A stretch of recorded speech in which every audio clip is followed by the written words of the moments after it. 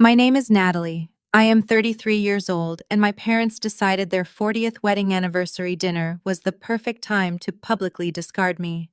When my father raised his glass in a crowded luxury restaurant to announce an all-expenses-paid family trip to Hawaii, everyone cheered, but when I asked what time our flight departed, he looked me dead in the eyes and said I was not part of the family, and my only job was to stay behind and babysit my sister's kids. My brother-in-law chimed in, flashing a heavy gold watch bought with stolen money, telling me my single and pathetic life was perfect for unpaid childcare. What they did not know was that I had already seen their offshore bank statements.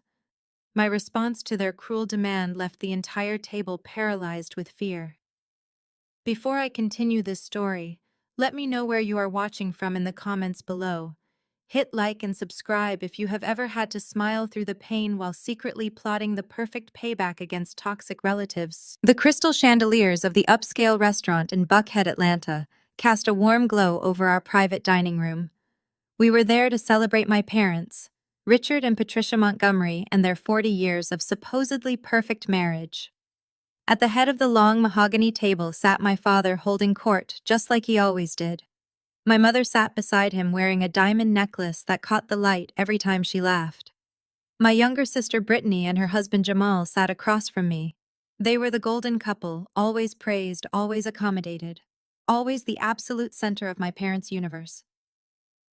I sat quietly at the far end of the table wearing a simple tailored dress, playing my usual role as the quiet background character.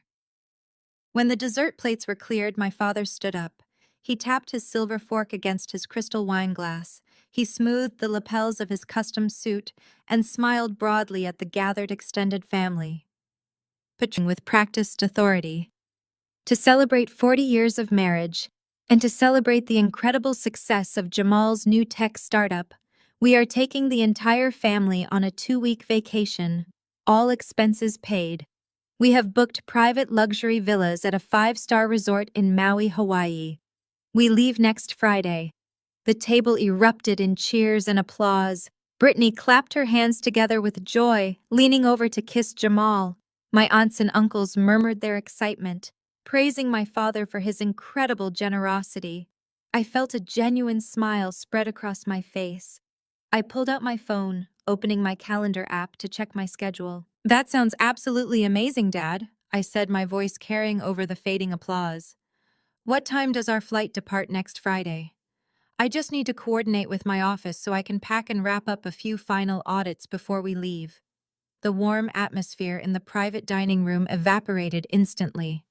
The smiles on my parents' faces vanished, replaced by a cold, hardened look. My father slowly lowered his wine glass, placing it onto the white tablecloth with a heavy thud. He stared down the length of the table at me, his eyes devoid of any parental affection. The silence stretched out thick and suffocating as the extended family shifted uncomfortably in their seats. "You do not know the flight time," Natalie, my father said, his voice dropping to a harsh, flat tone that echoed off the expensive wood-paneled walls. "Because you are not part of us. You are not coming to Hawaii." I froze, my thumb hovering over my phone screen. "What do you mean I'm not coming?" I asked, confusion battling with the sudden sharp sting of rejection. "You just said the entire family. I meant the family that actually matters," my father replied coldly. "You can stay behind and take care of all the kids. Someone needs to watch them while the adults enjoy a real vacation." Before I could even process the sheer cruelty of his words, my brother-in-law decided to twist the knife. Jamal leaned forward, resting his elbows on the table.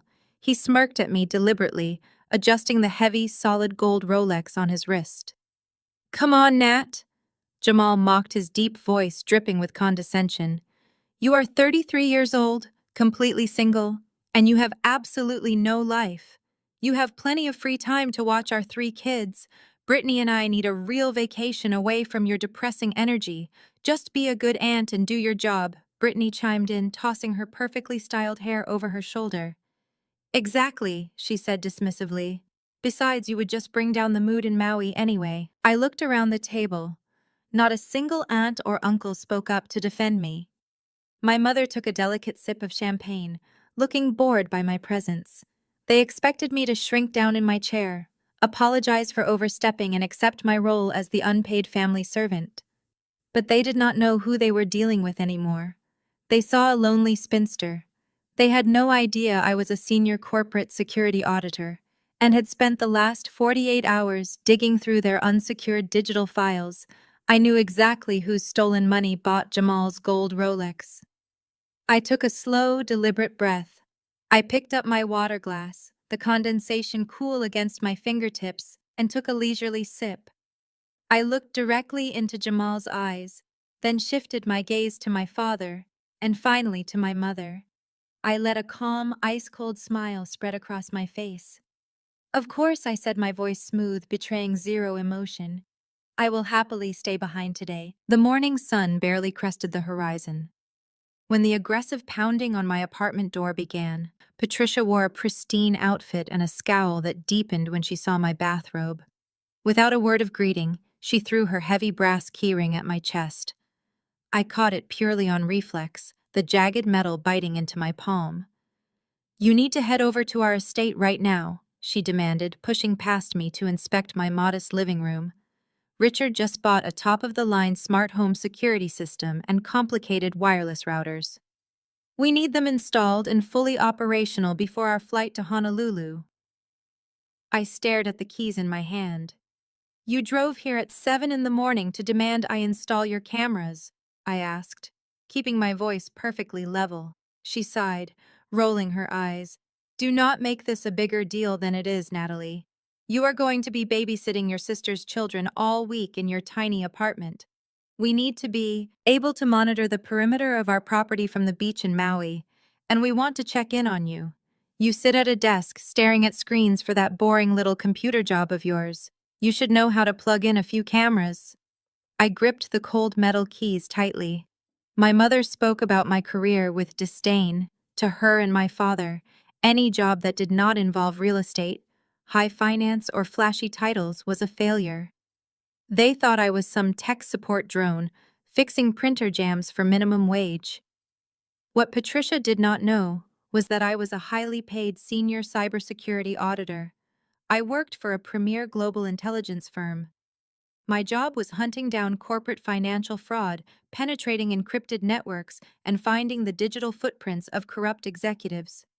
Corporations paid my firm massive retainers specifically for my expertise. I could dismantle a highly secure network in minutes. Setting up consumer-grade security cameras was insulting, but I just smiled, giving absolutely on her heel. "Do not mess this up. Jamal and Brittany are stressed about leaving their kids with you, so the least you can do is make sure your father and I have peace of mind." She walked out, leaving the scent of expensive perfume lingering in the stale hallway air. An hour later, I pulled my sedan through the massive wrought iron gates of the Montgomery estate. The sprawling brick mansion sat on 3 acres of perfectly manicured landscaping, a monument to my parents' obsession with wealth and status. I parked near the 4-car garage and let myself in through the side entrance. The house was dead quiet. I walked into my father's lavish home office, dropping my bag onto his massive oak desk. The boxes of security cameras and router equipment were stacked haphazardly in the corner. I unboxed the equipment methodically, my mind shifting into its analytical state. I connected the new high-speed router and bypassed their basic factory settings. I established a secure administration protocol and began linking the exterior cameras one by one. As I worked, I thought about Jamal's mocking laughter from the night before. I thought about my father telling me I was not part of the family. They wanted me to be the obedient servant, tending to their lives while they drank champagne on a tropical island. They wanted to monitor me. I decided it was time I monitored them, to properly configure the network monitoring tools I needed, to access the main desktop computer my father used for all his personal and business affairs. I powered up the sleek machine. He had not bothered to set up a strong password. It was just his birth year and his company name. A rookie mistake that made my professional skin crawl. I navigated through his system settings, routing the camera feeds to the cloud storage account they had purchased. I was about to log out when my trained eye caught something out of place. It was labeled by property addresses and tax years. But buried deep within a subfolder, disguised as archived landscaping invoices, was a single zip file with a random alphanumeric name. A normal person would have scrolled right past it, assuming it was a system file. But I was an auditor. I recognized a hastily hidden directory when I saw one. It was poorly secured, protected only by a basic encryption protocol that took me 45 seconds to bypass. I clicked the folder open. My heart began to pound against my ribs as rows of digital files flooded the computer monitor. This was not a collection of old landscaping bills. These were highly detailed financial records, offshore bank routing numbers, and scanned copies of personal identification documents. I leaned closer to the bright screen, my eyes scanning the first document I opened. It was a wire transfer confirmation from an account disconnected from my father's standard real estate holdings. The recipient was a holding company I did not recognize, but the sender information made my breath catch. Every single one told a story of hidden wealth, deliberate deception, and massive sums of money being moved quietly. My hands hovered over the keyboard as my professional instincts took over. I was no longer the obedient daughter fulfilling an insulting errand. I was an auditor, staring at a crime scene. The sheer volume of hidden data was staggering, and the deeper I dug, the darker the secrets became.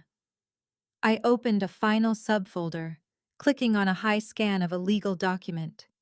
I stared at the signature at the bottom, feeling the air vanish from the room. This was the end for them all. I sat frozen in my father's heavy leather chair as the reality of the hidden files washed over me. I was no longer a daughter standing in her childhood home. I was a senior corporate security auditor staring at a massive financial anomaly. My fingers flew across the keyboard. I executed a deep dive into the local network to ensure my connection was completely untraceable. I isolated his machine from the main gateway and mirrored the hidden directory to a secure encrypted drive I always carried in my bag. I needed to see exactly what kind of lifestyle my parents were hiding. I opened the first subfolder labeled with the current year. Inside, I found a meticulously organized collection of digital receipts for the upcoming Hawaii trip. The sheer scale of their spending was breathtaking. I clicked open the flight confirmations. My parents, Brittany and Jamal, were not flying commercial economy. They had booked 4 international first-class suites. The flight alone cost $24,000. I moved to the accommodation receipts. They had not just reserved a nice hotel. They had rented a private cliffside luxury villa in Maui for 2 entire weeks. The invoice detailed personal chef services, daily housekeeping, and unrestricted spa access. The total for the villa was $42,000. I kept digging. I found a signed contract for a private yacht rental, complete with a catered champagne sunset cruise. The entire vacation package totaled over $80,000. I leaned back in the chair and crossed my arms. Something was fundamentally wrong. I knew my father's real estate business very well. I knew the commercial market in Atlanta had been completely stagnant for the past 18 months. His standard corporate accounts could not possibly absorb an $80,000 spontaneous vacation without triggering massive red flags with his business partners. They definitely did not have this kind of liquid cash, payment confirmation documents, and zoomed in on the billing details. The transaction was processed using an elite black credit card. I did not recognize the last 4 digits. I accessed a specialized financial database I used for corporate auditing and ran a trace on the bank identification number.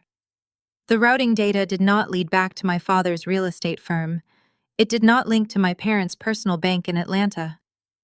The digital footprint bounced away from the domestic banking system entirely. I followed the intricate money trail. My fingers danced over the keys, tracing the encrypted routing codes across international borders. The credit card was directly linked to a private offshore banking institution located in the Cayman Islands. It was a classic corporate ghost account, primarily used by extremely wealthy individuals to shield assets from taxes and public scrutiny. My father was running a massive shadow financial operation right under my nose. But my father was not a criminal mastermind. He was a vain, arrogant man who liked to show off his wealth at country club dinners.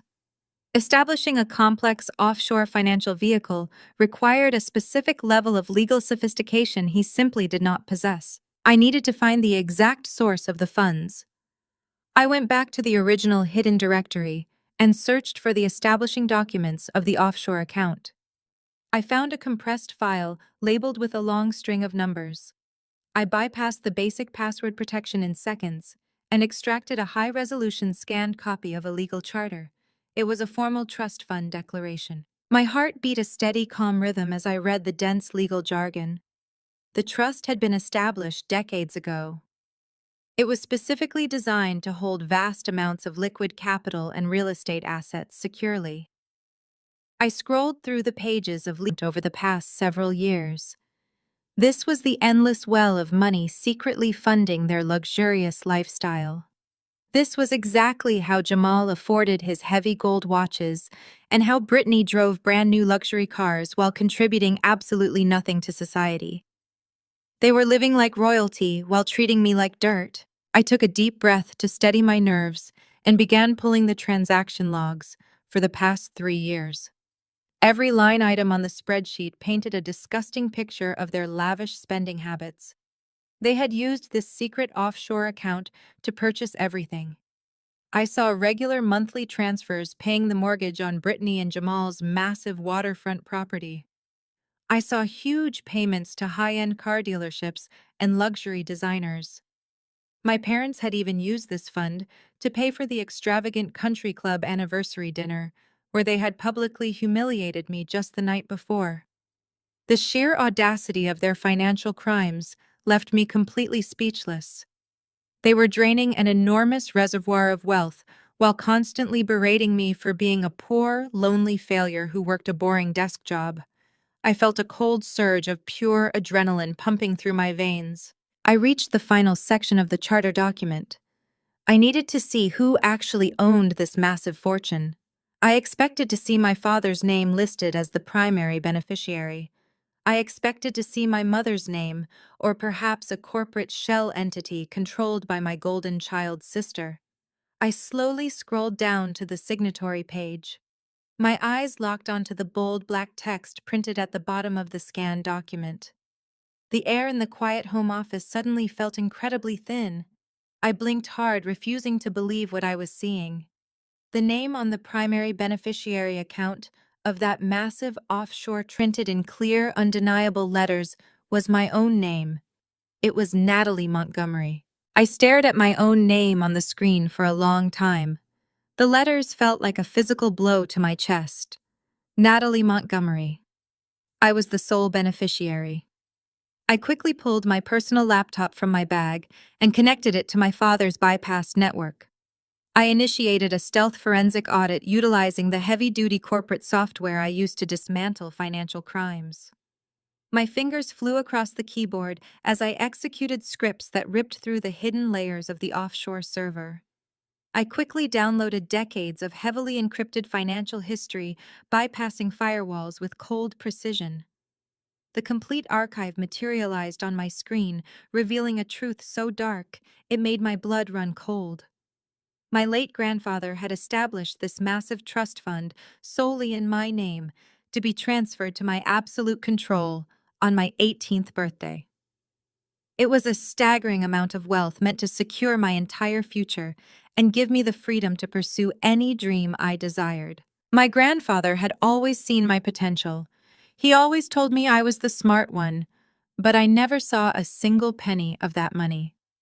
When I turned 18, my parents sat me down in this exact room. Richard and Patricia had put on their most convincing masks of sorrow. They told me my grandfather's investments were heavily tied to the housing market, and the entire trust had gone completely bankrupt during the financial crash of 2008. They said there was absolutely nothing left for my college tuition or my future. They told me I had to be an adult and figure it out on my own. I remembered the crushing weight of that lie. I remembered the sheer panic of realizing I had no safety net. I spent the next 4 years working 3 different minimum wage jobs in Greece while studying for my cybersecurity exams under the dim break room lights. I took out massive student loans that I was still aggressively paying off today. I sacrificed my youth, my sleep, and my peace of mind. Meanwhile, in that exact same year, my parents handed the golden child the keys to a brand new luxury Mercedes for her high school graduation. They paid for Brittany to attend an expensive out-of-state university, where she majored in partying and dropped out after 3 semesters. They covered all her rent, all her credit card debt, and all her reckless mistakes. They constantly called me the poor sibling, the one who was struggling, the one who had to work a boring desk job just to scrape by. They watched me exhaust myself for 15 years. They mocked my modest lifestyle, and the entire time they were funding my sister's extravagant life, using the immense wealth my grandfather had explicitly left to me. I needed to know exactly how Richard pulled off this massive theft. A legitimate offshore banking institution would never allow a third party to simply withdraw millions of dollars from a secured trust without the explicit legal authorization of the primary beneficiary. I ran a deep query searching for legal verification documents from 15 years ago. The audit software flagged a specific PDF file uploaded exactly 1 week after my 18th birthday. I opened the file and my breath caught in my throat. It was a comprehensive power of attorney document, granting Richard complete and total financial control over all assets held within the trust fund. It granted him unrestricted access to wire funds, sell property, and liquidate investments on my behalf. At the bottom of the last page, right next to the notary stamp, was my signature. I leaned closer to the monitor, perfectly replicated the way I looped my letters back then. He had falsified a federal legal document, hijacked my entire financial identity, and stolen my inheritance right out from under me. This was not just toxic family behavior. This was a severe felony, punishable by decades in federal prison. My father was a criminal masquerading as a successful businessman, and my mother was his fully complicit accomplice. I switched the audit software to display the overall health of the trust fund. I needed to see exactly how much capital remained in the offshore accounts. The system generated a series of detailed line graphs and balance sheets. When the final numbers rendered on the screen, a cold wave of genuine alarm washed over me. The trust fund was severely depleted. It was not just the Hawaii vacation or Brittany's waterfront mortgage draining the accounts. The financial hemorrhaging was catastrophic. Someone had been actively bleeding hundreds of thousands of dollars from the primary holding accounts in massive, aggressive chunks over the last 3 years. This was not typical luxury spending. This was a desperate, chaotic liquidation of assets. Large, unitemized wire transfers were being blasted to a series of domestic accounts I could not immediately identify. Millions of dollars had simply vanished into thin air, leaving the trust teetering on the edge of total insolvency. I had to find out exactly where that money was going before they completely destroyed my grandfather's legacy. I opened my command terminal and began writing a custom monitoring script. I built a digital trap designed to silently track every single keystroke and every packet of data moving through Richard's computer. I embedded the malicious code directly into his operating system, ensuring it would remain completely undetectable to his basic antivirus software. I set the parameters to alert my personal server. The trap was perfectly set and waiting to be triggered. I cleared my digital footprint from the network and packed up my equipment. I walked out of that massive estate, knowing my family was heading straight toward total and absolute destruction. I set a digital trap to find out exactly where the money went. I was just closing my laptop when the heavy oak front door swung open. Heavy footsteps echoed across the marble foyer, followed by the unmistakable clatter of expensive metal. I stepped out of the office and saw Jamal hauling a massive set of custom titanium golf clubs into the entryway. He dropped the heavy leather bag right on the pristine floor, scraping the polished stone. He wore a crisp designer suit that looked like it cost more than my first car. His gold Rolex caught the afternoon light as he ran a hand over his perfectly trimmed beard. He looked up and spotted me standing near the office doorway. His arrogant smile immediately morphed into a look of deep annoyance. He sighed loudly and shook his head, looking me up and down with blatant disgust. I was wearing a simple pair of dark jeans and a plain black sweater. It was practical clothing for running technical audits, but to Jamal it was highly offensive. He stepped closer, entering my personal space to deliver his daily dose of humiliation. "You are seriously wearing that today?" Jamal asked, his voice echoing in the large, empty hall. "You know you are going to be watching my children tomorrow, right? I need you to dress better around my kids, Natalie. We are raising them to have standards and associate with successful people. I do not want them looking at you and thinking failure is an acceptable lifestyle choice. Put on something decent before you show up at our house." I looked at his smug face. I looked at the man who was currently living in a waterfront mansion paid for by my stolen inheritance. I felt a surge of absolute power washing over me. He had absolutely no idea. Smile. "I will keep that in mind," I said softly. "I will make sure I look my absolute best tomorrow." He scoffed and turned his back on me, completely dismissing my presence. He pulled out his phone and started typing a message loudly, complaining about how the cleaning staff had not properly waxed the floors. He walked past me and headed toward the kitchen to grab a drink from my parents' expensive wine fridge. As he walked away, something beautiful happened. Jamal was a frequent visitor to this estate. His expensive smartphone was already programmed to automatically connect to my parents' home network the second he walked through the front doors. I heard the faint chime from his device confirming the connection. I stepped back into the office and quietly closed the solid oak door. I opened my laptop and woke the screen. My newly configured network trap was already flashing with active alerts. Jamal had connected to the local wireless network. Because I established administrative control over the entire routing system, I had unrestricted access to every single packet of data moving through the air. Jamal was arrogant, but incredibly careless with his digital security. He was not using a virtual private network. He was not using encrypted tunnels.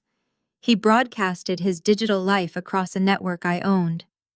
I launched a packet sniffer program and began pulling his live traffic directly into my secure drive. I watched the data stream across my monitor in real time. Jamal was checking his bank balances. He was logging into his corporate accounts using auto-saved passwords. My software intercepted the raw data packets, stripping away the basic security layers and extracting the core information. I pulled his personal banking routing numbers. I captured his corporate login credentials. I downloaded the entire financial history of his highly publicized tech startup. Jamal had spent the last 3 years bragging to everyone in Atlanta about his. My parents paraded him around their country club as the ultimate success story. They used his fake wealth to justify their constant humiliation of my modest lifestyle. I ran his corporate tax filings through my auditing software to verify his claims. The system processed the raw financial data and generated a comprehensive report in seconds. I stared at the final numbers on the screen. The data was absolutely flawless and completely damning. Jamal did not have a successful technology company. He did not have venture capital funding. His entire corporate empire was a complete fabrication.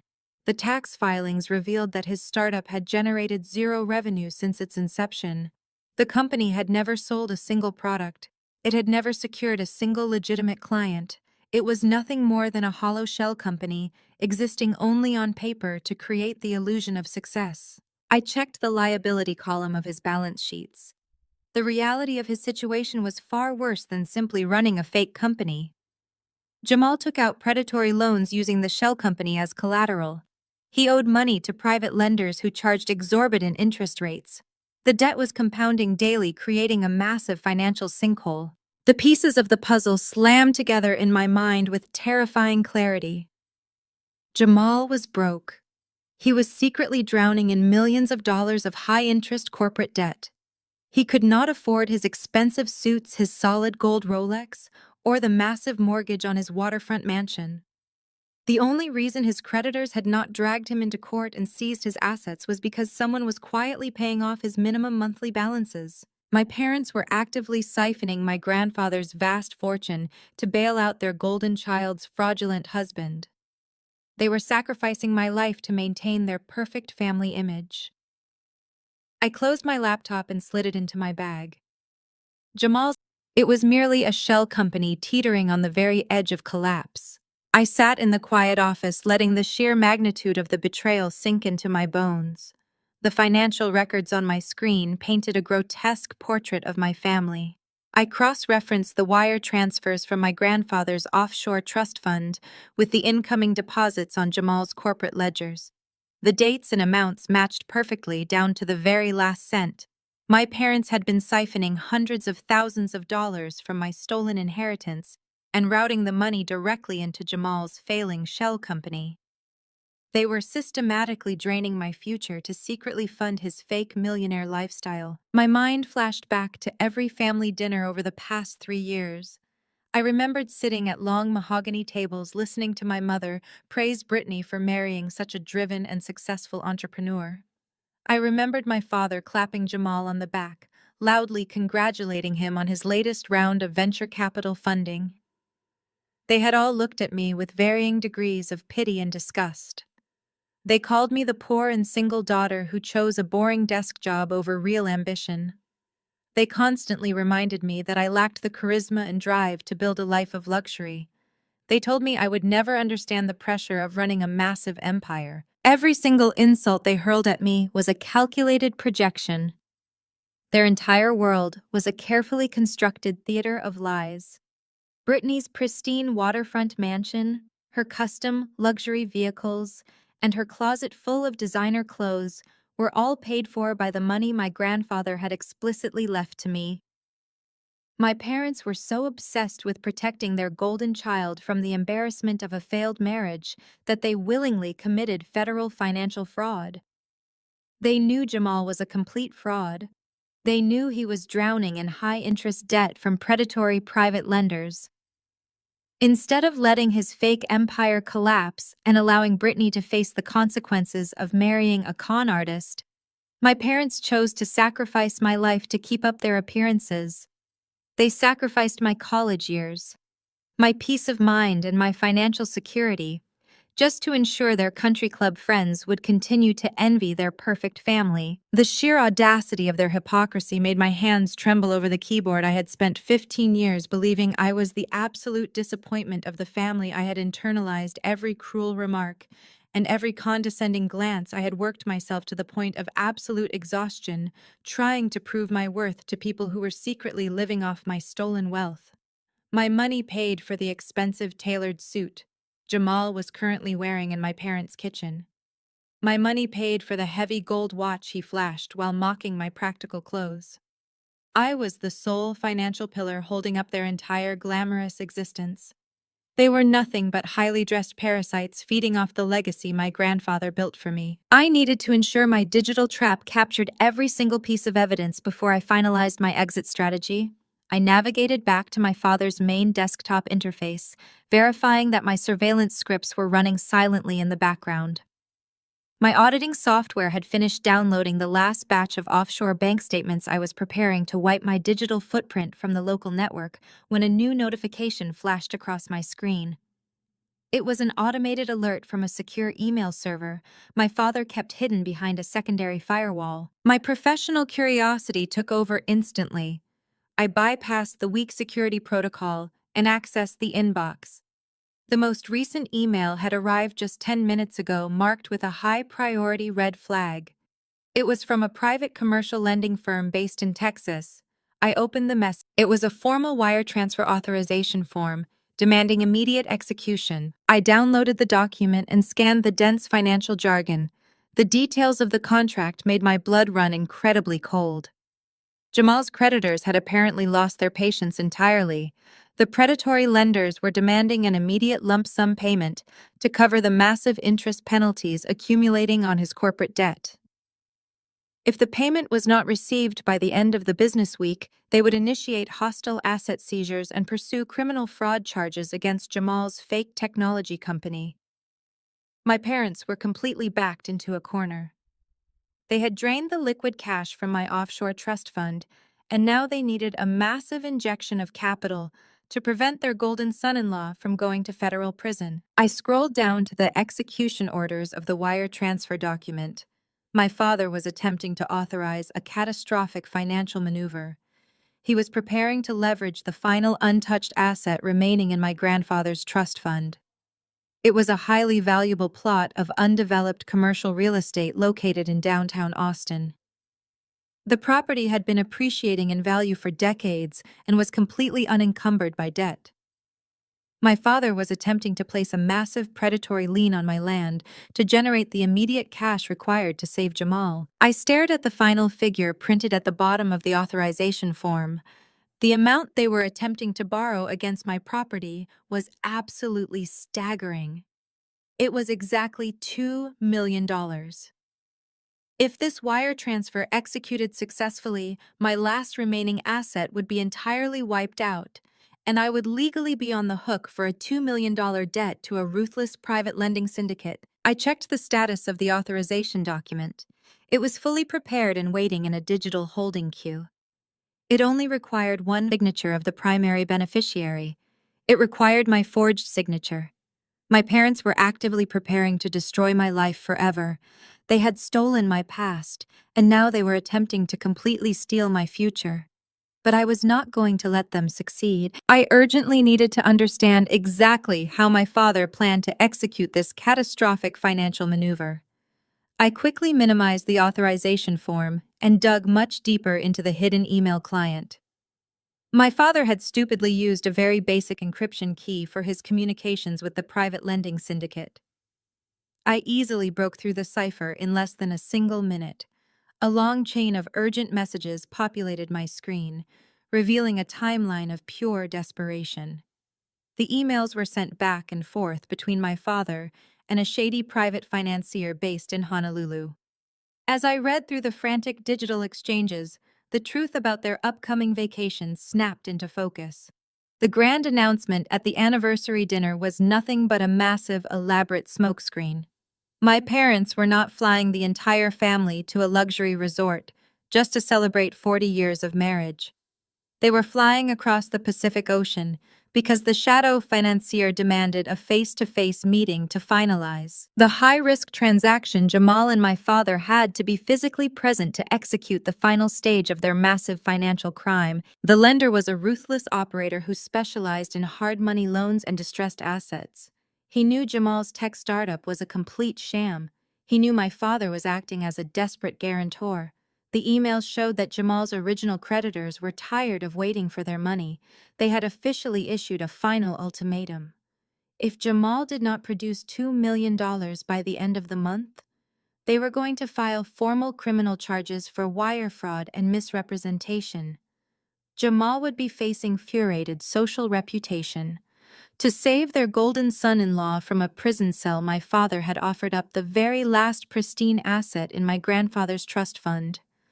I read the legal attachments outlining the collateral. It was a massive tract of highly valuable commercial real estate situated in the heart of downtown Austin, Texas. My grandfather had purchased the land decades ago, anticipating the city's explosive economic growth.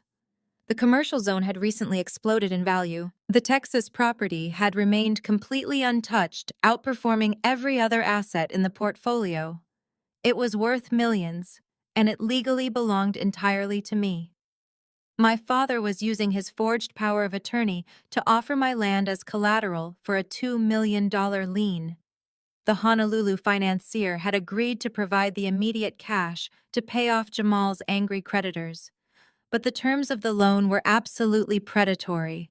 The interest rates were astronomical, and the default clauses were designed to seize the property almost immediately. My father did not care about the terms because he never intended to pay the money back. He was simply throwing my inheritance into the fire to buy Jamal his freedom.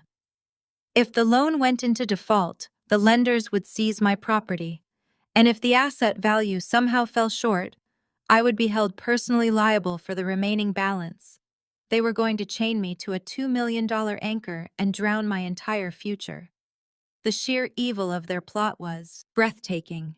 They were willing to completely destroy my life to protect a man who lied to everyone, The final email in the chain contained the exact logistical instructions for the upcoming meeting in Hawaii. The financier demanded wet signatures on the physical documents. He required my father to present the original power of attorney. The ink dried on those pages, the wire transfer would be instantly released to Jamal's creditors, and the debt would permanently attach to my name. My heart hammered against my ribs as I looked at the date and time of the scheduled meeting. It was set for the very morning after they arrived on the island. I checked the digital clock in the corner of my laptop screen. My family was currently packing their designer luggage and bragging to their friends about their tropical getaway. They thought they had orchestrated the perfect crime. They believed they were about to secure their freedom by sacrificing my life. I stared at the flashing cursor on the screen, calculating the exact amount of time I had left to stop them. Their flight departed in exactly 72 hours. I needed to move fast if I was going to dismantle their operation. I copied the entire email thread directly to my secure encrypted drive, making sure I captured every single piece of correspondence between my father and the private lender. I downloaded the attached legal documents, the draft of the commercial lien, the fraudulent power of attorney papers, and the wire transfer instructions. I gathered the digital evidence meticulously, creating an undeniable trail of premeditated financial crimes. Every file I secured was another nail in their collective coffin. I was no longer just the scapegoat daughter they could easily discard and mock at fancy dinners. I was the architect of their impending destruction. They had vastly underestimated my professional skills and my absolute refusal to be their victim any longer. I closed the hidden directory and scrubbed my digital access logs from the network router. I reset the security cameras exactly as my mother had aggressively demanded that morning. They would be able to monitor the empty estate from the beautiful beaches of Maui just like they wanted, but they would not be seeing the paradise they had envisioned. They would be walking straight into a meticulously print now. It was no longer a place of childhood humiliation. It was the staging ground for a massive reckoning. I walked out of the luxurious office and locked the front door behind me. I had exactly 72 hours to end this completely. I drove straight from the estate back to my small apartment and shifted into a state of absolute hyper-focus. The countdown clock in my head was ticking loudly, but I knew I could not afford a single mistake. If I showed any signs of anger or suspicion, my family might panic and alter their timeline. I had to play my role perfectly. I had to be the obedient, submissive daughter they expected to see. The next evening, I arrived at my parents' house carrying bags of groceries. I had volunteered to cook a lavish farewell dinner for the entire family before their flight. My mother did not even look up from her phone when I walked through the front door. She simply waved her hand toward the kitchen and told me not to burn the roast. I tied an apron over my clothes and spent the next 3 hours preparing a gourmet meal. I chopped vegetables, seasoned the meat, and set the long dining room table with their finest crystal and silver. I listened to their joyful laughter echoing from the living room as they discussed their upcoming luxury vacation. They were celebrating a trip funded entirely by my stolen inheritance, but I did not let a single ounce of resentment show on my face.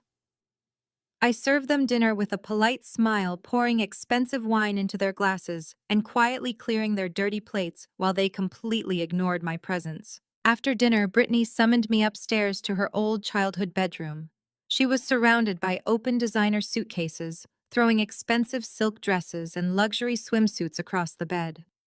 She ordered me to help her pack, complaining loudly about how stressful it was to organize a 2-week tropical vacation. I stood quiet, a pair of designer heels onto the floor near my feet, and sighed dramatically. "You really need to fix your attitude before we leave, Natalie," she said, crossing her arms. "You have had this depressing vibe all week, and it is bringing down my energy. I need you to be positive while you are watching my kids. Jamal and I cannot be stressing out on the beach because you are miserable in your tiny apartment." I knelt down to pick up the shoes, keeping my head lowered so she could not see my eyes. "I just want everything to be perfect for your trip," I said, maintaining a soft, subservient tone. Brittany rolled her eyes and turned back to the mirror to fix her hair. Just make sure you go over to our house and deep clean the kids' rooms before Jamal drops them off tomorrow morning, she commanded. They need a clean environment, and I know you have nothing else going on. Do not forget to scrub the baseboards either. I nodded my head obediently. I will make sure everything is spotless for them, I replied, offering her another perfectly crafted, empty smile. As I stood there folding her stolen luxury garments, my right hand slipped into the pocket of my jeans. My fingers closed tightly around the small metallic flash drive hidden inside. It felt warm against my palm. As she stood there berating me and treating me like her personal maid, she had absolutely no idea that the tiny device in my pocket contained every single ounce of their financial ruin. It held the forged power of attorney, the offshore routing numbers, and the emails proving their massive criminal conspiracy. I gripped the drive, feeling an incredible sense of absolute power. I let her complain about my depressing vibe while I mentally calculated the exact moment her entire fake empire would shatter into a million pieces.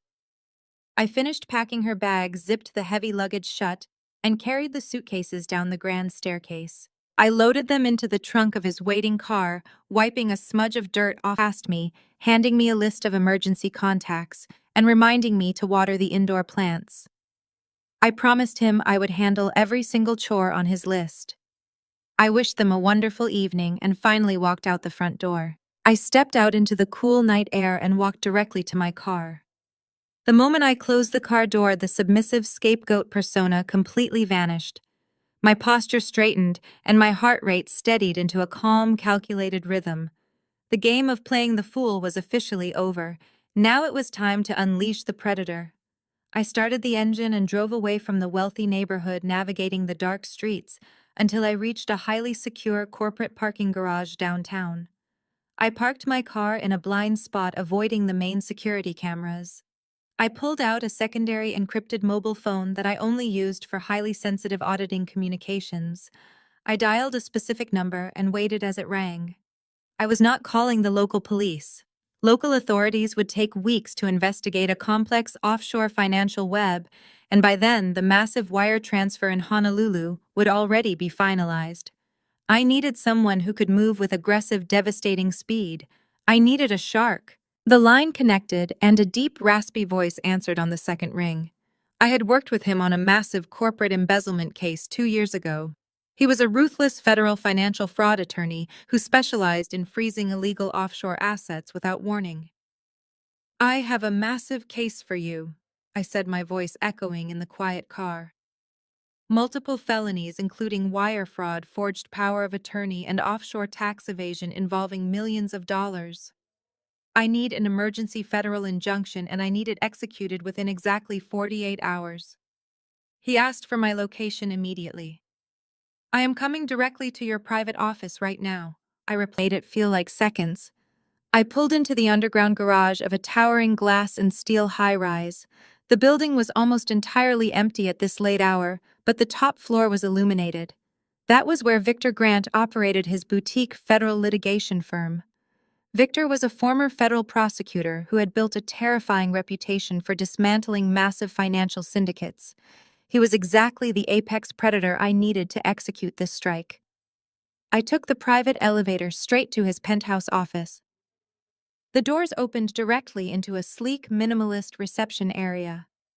Victor was already waiting for me, standing behind a massive slab of black marble that served as his conference table. He wore a tailored charcoal suit, and his sharp gray eyes immediately locked onto my face. We did not waste time with pleasantries or small talk. I walked straight across the dark hardwood floor and slid the metallic flash drive across the polished stone surface. It stopped right in front of his hands. I sat down in the leather chair opposite him and crossed my legs. He picked up the device and plugged it into a heavily secured standalone terminal on his desk. His fingers moved quickly across his mechanical keyboard as he bypassed my secondary security protocols. I watched his eyes track across the large monitors as the hidden directory decoded itself. I had organized the evidence meticulously. The first folder contained the original trust documents established by my grandfather alongside the current offshore bank statements. The second folder held the forged power of attorney. The third contained the intercepted traffic from Jamal, showing his failing shell company and predatory loans. The final folder contained the smoking gun, which was the email chain detailing the imminent $2 million land lien and the scheduled meeting in Honolulu. Victor was a man who had seen billions of dollars stolen during his career. He opened the high-resolution scan of the forged signature and placed it side by side with a legitimate sample of my handwriting from 15 years ago. He zoomed in on the digital ink, analyzing the stroke velocity and pen pressure. "It is a very confident forgery," Victor noted, his deep voice filling the quiet room. "Whoever executed this had practiced replicating your specific baseline loops. But it is still a forgery, and the metadata attached to the original upload directly matches your father's personal Internet Protocol address. We have absolute digital proof that Richard generated and submitted this fraudulent document from his home network." He closed the image and opened the financial ledgers. He cross-referenced the massive outgoing wire transfers from the Cayman Islands with the incoming deposits hitting Jamal's corporate accounts. A low whistle escaped his lips. "They are bleeding the trust completely dry to prop up a dead corporate entity," Victor said. "Your brother-in-law is drowning in millions of dollars of toxic debt, and your parents are liquidating your grandfather's legacy just to keep him afloat. This is an incredibly reckless conspiracy." I nodded slowly. "It gets worse," I said, pointing to the final folder. "Open the Hawaii correspondence." Victor clicked the file and his eyes rapidly scanned the urgent emails between my father and the private lender. He read the terms of the proposed commercial real estate lien. The magnitude of the immediate threat became instantly clear to him. "They are trying to borrow $2 million against your pristine Texas property," Victor summarized, his voice sharp with professional outrage. "If they sign this collateral agreement, your last remaining asset will be frozen by a syndicate of hard money lenders. You will be legally bound to a catastrophic debt, and the cash will vanish into Jamal's failed enterprise the second the one 3 days to execute the final signatures in person." I leaned forward, resting my hands on the cold marble table. "Can we stop the transaction before they land in Hawaii?" I asked. "I want the entire operation dismantled, and I want every single stolen asset locked down." Victor leaned back in his chair and steepled his fingers. A dangerous, predatory smile slowly spread across his face. "We are not just going to stop the transaction, Natalie. We are going to sever their entire financial existence. To do this correctly, we need to file an emergency ex parte motion for a federal injunction. An ex parte motion means we go directly to a federal judge without notifying your parents or their legal counsel. We present this mountain of digital evidence proving imminent financial harm and wire fraud. Given the irrefutable IP logs and the pending $2 million theft, any federal judge will instantly grant a temporary restraining order freezing all associated accounts." He tapped a pen against his desk, calculating the timeline. "The key to an ex parte injunction is the element of absolute surprise," Victor explained. "If they catch wind of this action even an hour early, they could panic and wire the remaining offshore funds to untraceable cryptocurrency wallets. We cannot allow them any opportunity to hide the remaining capital. We must control the exact moment the trap snaps shut." I understood his strategy completely. "When do we execute the strike?" I asked. Victor looked at the flight itinerary displayed on his monitor. "We prepare the federal filings tonight and tomorrow. We present the motion to the judge early Friday morning. We will have the execution orders signed and ready to deploy by noon. But we do not trigger the banking freeze immediately. We wait until the very last possible second. We wait until they check their bags, clear terminal security, and sit down in the departure lounge. We let them believe they have won. We execute the injunction at the exact settling over Atlanta." The sun was barely up, but I had already been awake for hours, reviewing the final legal filings Victor had securely messaged to my phone. Everything was perfectly aligned. The federal judge had reviewed our ex parte motion the previous afternoon and found our digital evidence of wire fraud and forged signatures completely irrefutable. The emergency injunction was signed sealed and waiting in a secure holding pattern. It was a digital guillotine hanging directly over my family's stolen wealth. I just had to wait for the absolute perfect moment to drop the blade. I stood in the small kitchen of my modest apartment, brewing a strong pot of coffee and waiting for the golden child to arrive. At precisely 8 in the morning, the aggressive roar of a high-performance engine shattered the quiet peace of my neighborhood. I looked out the window and watched Jamal pull his sleek black Porsche Cayenne into my narrow driveway. The luxury vehicle was a jarring contrast against the modest sedans parked along my street. I felt a cold surge of satisfaction knowing that every single payment on that expensive German machine had been fraudulently drained from my offshore trust fund.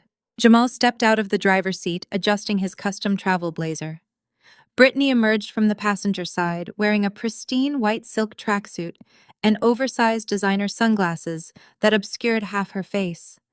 She looked like a celebrity, preparing to board a private jet, rather than a woman whose husband was secretly $2 million in debt to predatory lenders.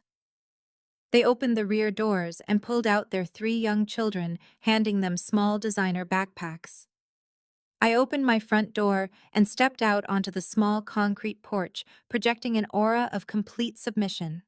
"Good morning," I said, offering a bright, empty smile. Brittany did not even bother to greet me. She marched up the concrete with blatant distaste. "It smells like cheap coffee in here," she complained, waving a perfectly manicured hand in front of her face. "I brought some organic air purifiers in the kids' bags. Make sure you plug them in, Natalie. I do not want them breathing whatever is in this apartment." Jamal followed her inside, carrying 2 massive bags of toys and expensive organic snacks. He dropped the heavy bags onto my modest sofa, treating my home like a cheap storage locker. He reached into his tailored jacket pocket and pulled out a thick stack of printed papers stapled together at the corner. He shoved the heavy packet directly against my chest, forcing me to take it. I looked down at the documents. It was a highly detailed, meticulously formatted schedule. Jamal had mapped out every single hour of my week. He had included a degrading list of manual chores he expected me to complete while babysitting his children. The list demanded I scrub their baseboards, organize their digital photo albums, and meal prep organic lunches for the upcoming month. "Do not mess this up, Natalie," Jamal sneered, his dark eyes looking down at me with absolute contempt. "We put a lot of effort into making sure you know exactly what to do. The kids have a very strict dietary schedule and a rigorous enrichment routine. They are not used to living in a place this small or this basic, so you need to work twice as hard to keep them properly entertained. I do not want to come back from Hawaii and find out you let them sit around watching television all day just because you are lazy." I looked at the printed list of chores, and then I looked at the heavy gold Rolex gleaming on his wrist. It took every ounce of professional restraint I possessed to stop myself from laughing directly in his arrogant face. He was ordering me to scrub his floors while secretly using my stolen inheritance to fund his fake technology empire. He was treating me to a bank account tied to his fraudulent name. I folded the degrading list and tucked it into the pocket of my jeans. "I will follow your instructions, Jamal," I said, maintaining my soft, subservient tone. "You and Brittany just focus on having an amazing vacation in Hawaii. Do not worry about a single thing back here." Brittany checked her reflection in the hallway mirror and sighed heavily. "We really need to get to the airport lounge," she announced, turning toward the door. "The private car service is meeting Mom and Dad at the international terminal in 45 minutes. She leaned down and gave her 3 children quick, distracted hugs. "Be good for your aunt," she told them. "We will bring you back some expensive souvenirs from the resort." I knelt down on the worn carpet and pulled my 2 nephews and my niece into a warm hug. I kissed each of them gently on the forehead. They were innocent children, completely unaware of the massive financial crimes their parents had committed. They did not deserve to be collateral damage in the explosive federal reckoning that was about to occur. I stood up and followed Brittany and Jamal out to the driveway. I stood on the damp concrete and waved enthusiastically as they climbed back into the stolen luxury Porsche. The powerful engine roared to life, and Jamal sped off down the street, aggressively weaving through the morning traffic. I watched the sleek red taillights disappear around the corner, heading straight toward the international airport and their ultimate destruction. The moment their car vanished from my line of sight, the submissive aunt persona completely evaporated. I reached into my pocket and pulled out my secure mobile phone. I dialed a local number and waited for the connection. "Bring them in," I said. Less than 60 seconds after I made the call, two sleek black sedans turned the corner and pulled into my narrow driveway, parking exactly where Jamal had just been. Instantly put me at ease. These were not local teenagers looking for extra summer cash.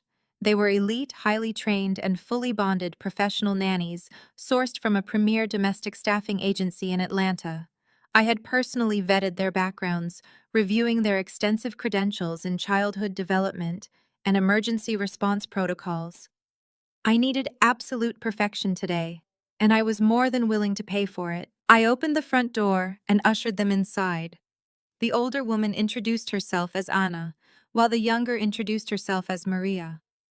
I quickly handed them a sealed envelope containing their contracts and their payment. I used my own legitimate hard-earned money from my corporate auditing career to secure their services. I was paying them triple their premium agency rate for absolute discretion and round the clock. Care for the next week, I wanted to ensure my nieces and nephews received the highest standard of attention, while the adult world completely collapsed around them. I watched as they reviewed the contracts, nodding in agreement. There was no stolen trust fund money involved in this transaction.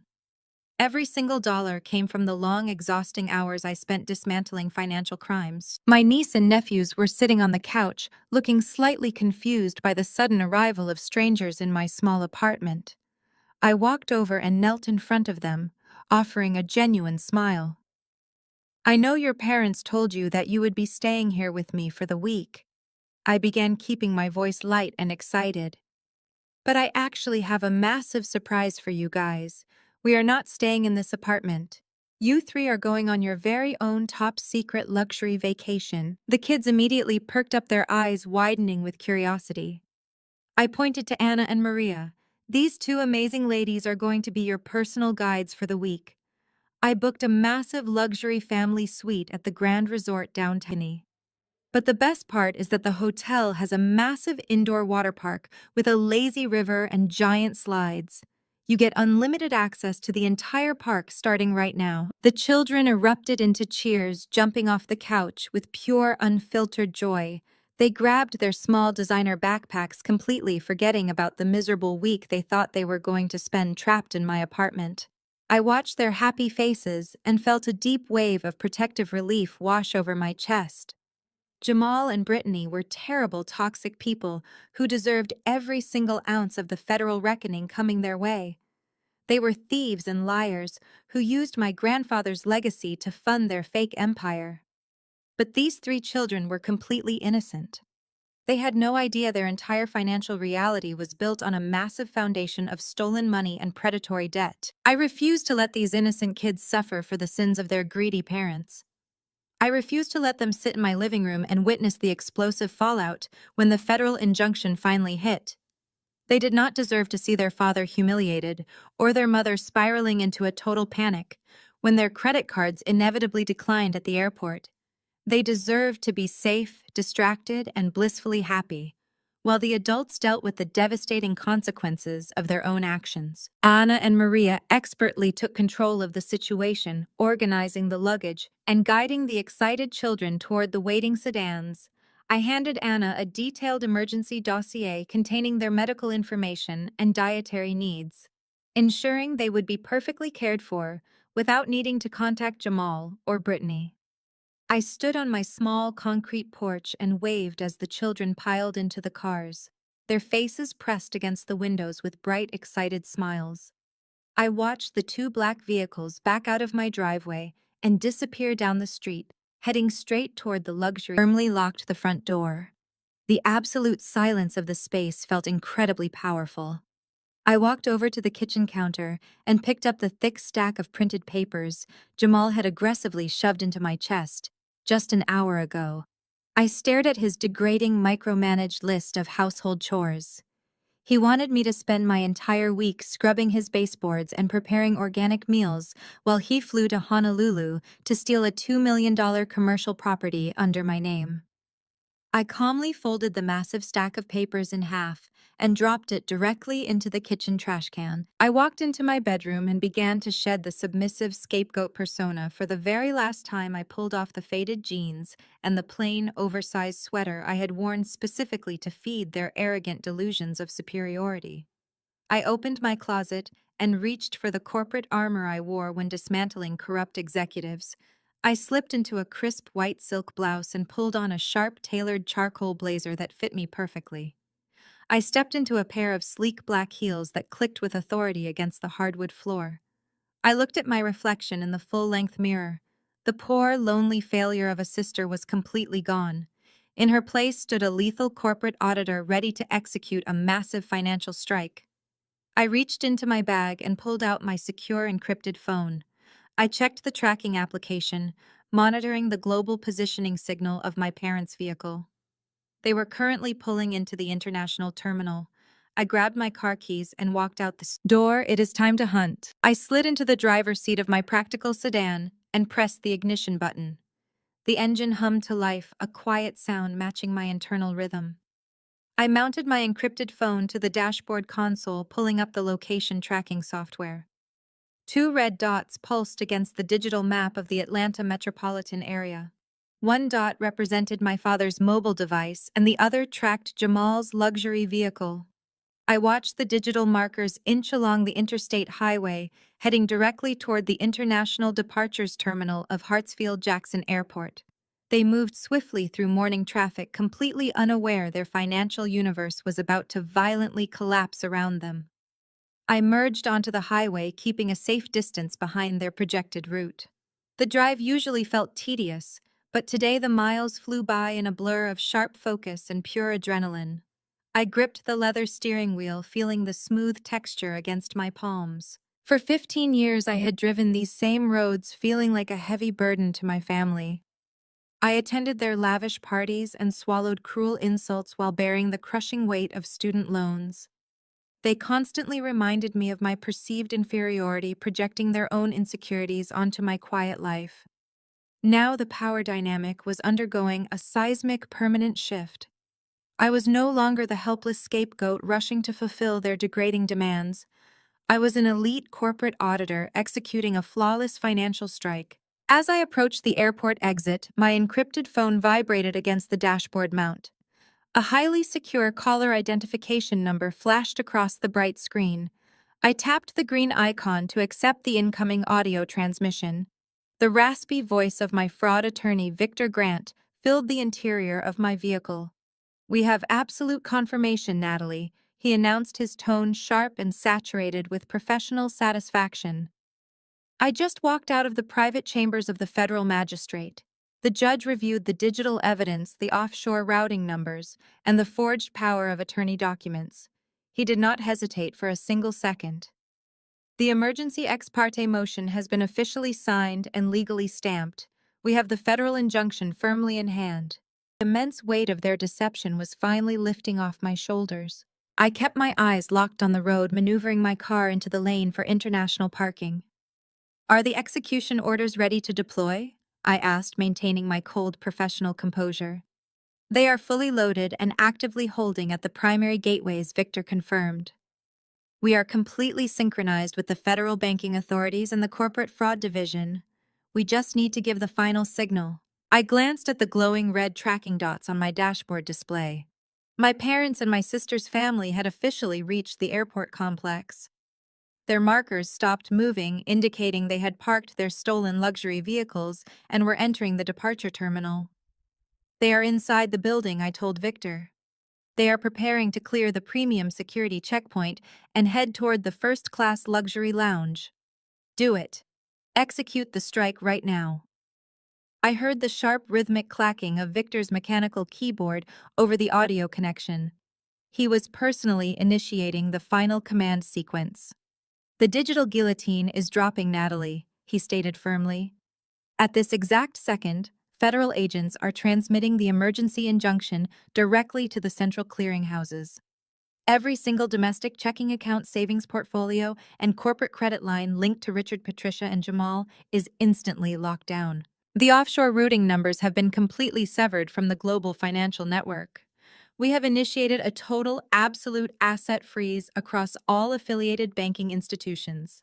The charges have been officially filed as massive wire fraud, aggravated identity theft, and criminal conspiracy. Your father and brother-in-law do not have access to a single penny. Their credit cards are effectively useless pieces of plastic. They cannot withdraw cash, they cannot authorize wire transfers, and they certainly cannot board a luxury flight to Honolulu map. Excellent, I replied, keeping my voice incredibly steady. Thank you for your flawless execution, Victor. I will handle the physical confrontation from here. I ended the encrypted phone call and guided my sedan into the concrete structure of the hourly parking garage. I found an empty spot near the elevator bank and turned off the engine. The sudden silence inside the vehicle was deafening, but it was quickly replaced by the loud pounding of my own heart. I checked my reflection in the rearview mirror, adjusting the collar of my sharp charcoal blazer. I looked exactly like the highly paid corporate executive I truly was. I grabbed my leather briefcase containing the thick stack of printed federal documents and stepped out of the car.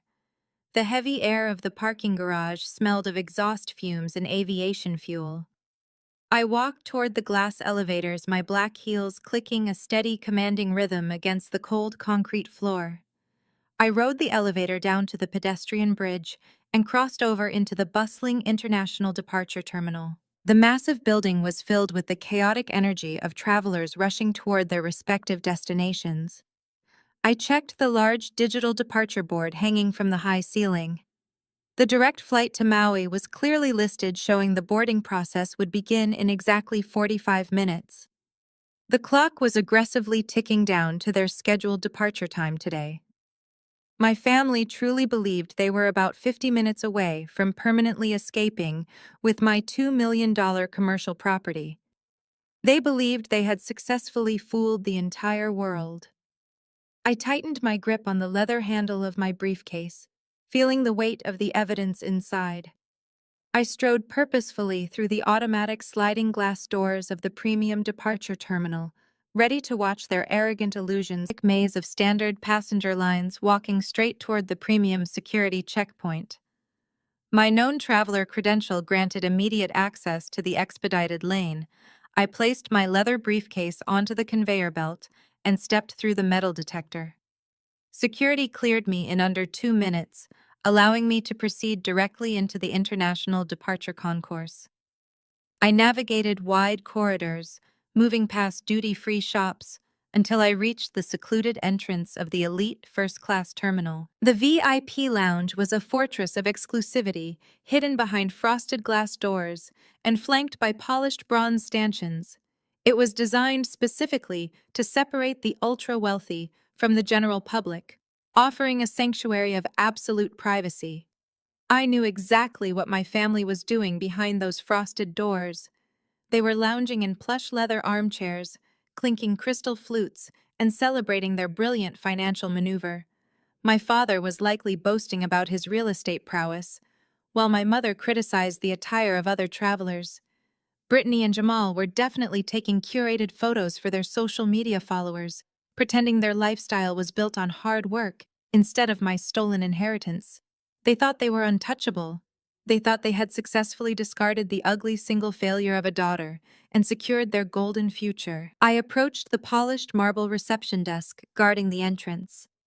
A concierge looked up from her computer terminal, offering a practiced, welcoming smile. "Good morning," she said politely. "May I see your first-class boarding pass today?" "I do not have a boarding pass," I replied, my voice projecting calm authority. "However, I need you to page one of your guests to the front desk immediately. It is urgent corporate business, and he needs to address it before his flight boards." The concierge frowned her customers, "Unless it is a verified emergency. We value the privacy of our premium travelers." I placed my leather briefcase on the marble counter and leaned forward. "The man you need to page is Richard Montgomery," I stated, holding her gaze. "He is traveling with a party heading to Honolulu. If you do not page him right now, Federal financial investigators are going to walk through those glass doors in 10 minutes and publicly escort him out in handcuffs. I am giving him the professional courtesy of handling this quietly at the front desk, before a federal scene disrupts your other premium guests. The concierge blanched visibly, swallowing hard as she processed my words. The threat of federal agents disrupting the tranquil environment of her luxury lounge was highly effective. She did not ask any further questions. She quickly tapped a sequence of commands into her computer terminal and picked up the sleek telephone receiver on her desk. She pressed a button connecting directly to the internal paging system, broadcast exclusively inside the premium lounge. "Mr. Richard Montgomery," she announced, her voice echoing softly through the hidden speakers. "Mr. Richard Montgomery, please report to the front reception desk immediately regarding your travel itinerary." I stepped back from the marble counter and positioned myself perfectly in the center of the entranceway. I stood tall, my posture radiating absolute control. I adjusted the lapels of my tailored charcoal blazer and waited.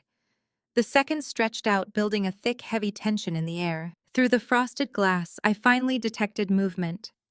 The heavy double doors slid open with a soft, mechanical hiss. My father stepped out of the luxury lounge and into the reception area.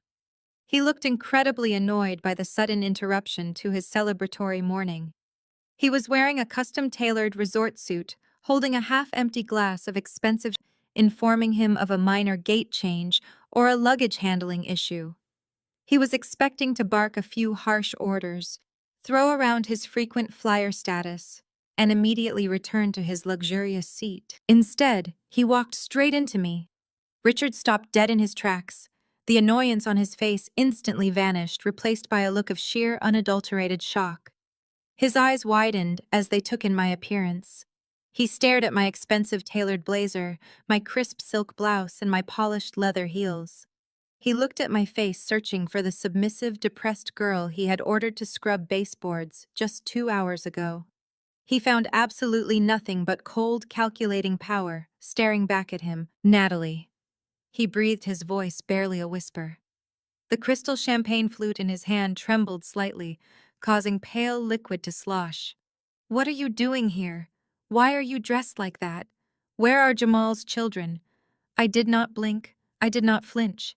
I simply looked at the man who had stolen my future to fund a lie. "Your grandchildren are currently swimming at an indoor water park under the supervision of 2 bonded professional nannies," I replied, my voice echoing coldly across the marble floor.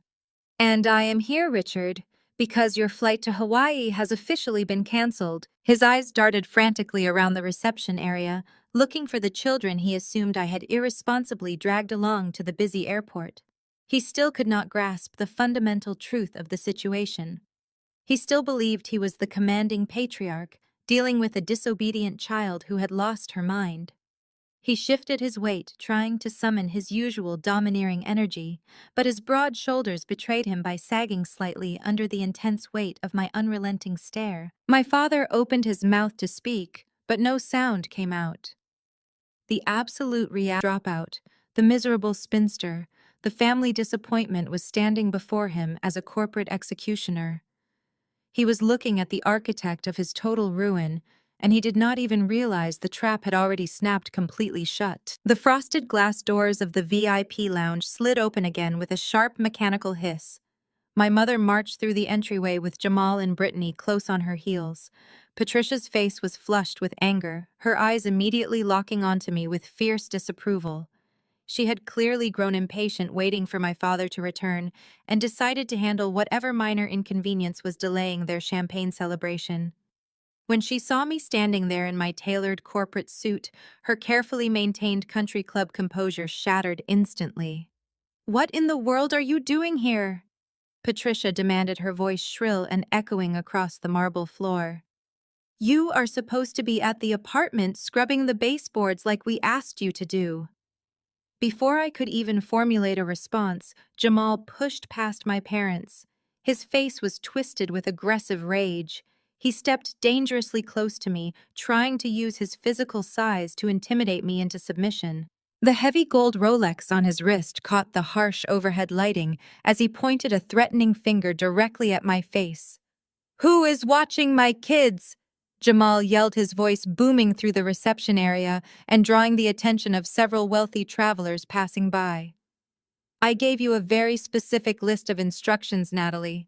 If you left my children alone in your cheap apartment just to come here and throw a pathetic tantrum, I swear I will make you pay for it." Brittany stood behind him, crossing her arms over her pristine white silk tracksuit. She looked me up and down with absolute disgust. "You are so incredibly selfish, Natalie," she sneered. "We are trying to enjoy a luxury, depressing energy. Go back to your sad little desk job and leave us alone." I did not flinch. I stood my ground, looking at them with pure, unadulterated calm. "Your children are perfectly safe, Jamal," I replied, my voice steady. "They are at a luxury hotel water park being supervised by two highly credentialed professional nannies. I paid for their care using my own legitimate money because, unlike you, I do not steal to fund my lifestyle." Jamal's eyes narrowed in confusion. "What are you talking about?" he scoffed. "You are a broke spinster who can barely afford rent." My father finally found his voice. He reached out and grabbed my mother's arm, pulling her back slightly. "Patricia, stop," he warned, his voice trembling. "Something is wrong here. Look at her." Patricia yanked her arm away from his grasp, entirely oblivious to the warning signs. "I do not care how she is dressed, Richard," she snapped. "I want her removed from this airport immediately." She turned to the marble reception desk and slammed her hand against the polished stone. "Call security," she ordered the lounge concierge. "This woman is harassing my family and I want her escorted out of the building right now." The concierge, a consummate professional who had been silently watching the entire exchange, typing quickly on her computer terminal, looked up. Her expression was neutral, but her eyes held a firm, unyielding authority. She did not reach for the security telephone. Instead, she looked directly at my father. "Mr. Montgomery." "I apologize for the interruption," she said, her polite customer service tone cutting through the chaotic shouting of my family. "However, we have a much more pressing issue regarding your travel itinerary. The credit card on file for your premium lounge access and your international first-class flight upgrades has just been flagged for severe fraud. It has been declined by the issuing bank." The entire aggressive momentum completely. My father's face drained of all remaining color. He stared at the concierge as if she had just spoken to him in a foreign language. "Declined," he repeated the word, slipping from his lips like a heavy stone. "That is impossible. Run it again. There are millions of dollars in that account." "I already attempted to process the transaction 3 times, sir," the concierge replied, tapping her keyboard to verify the system logs. "The offshore banking institution has placed a hard lock on the account.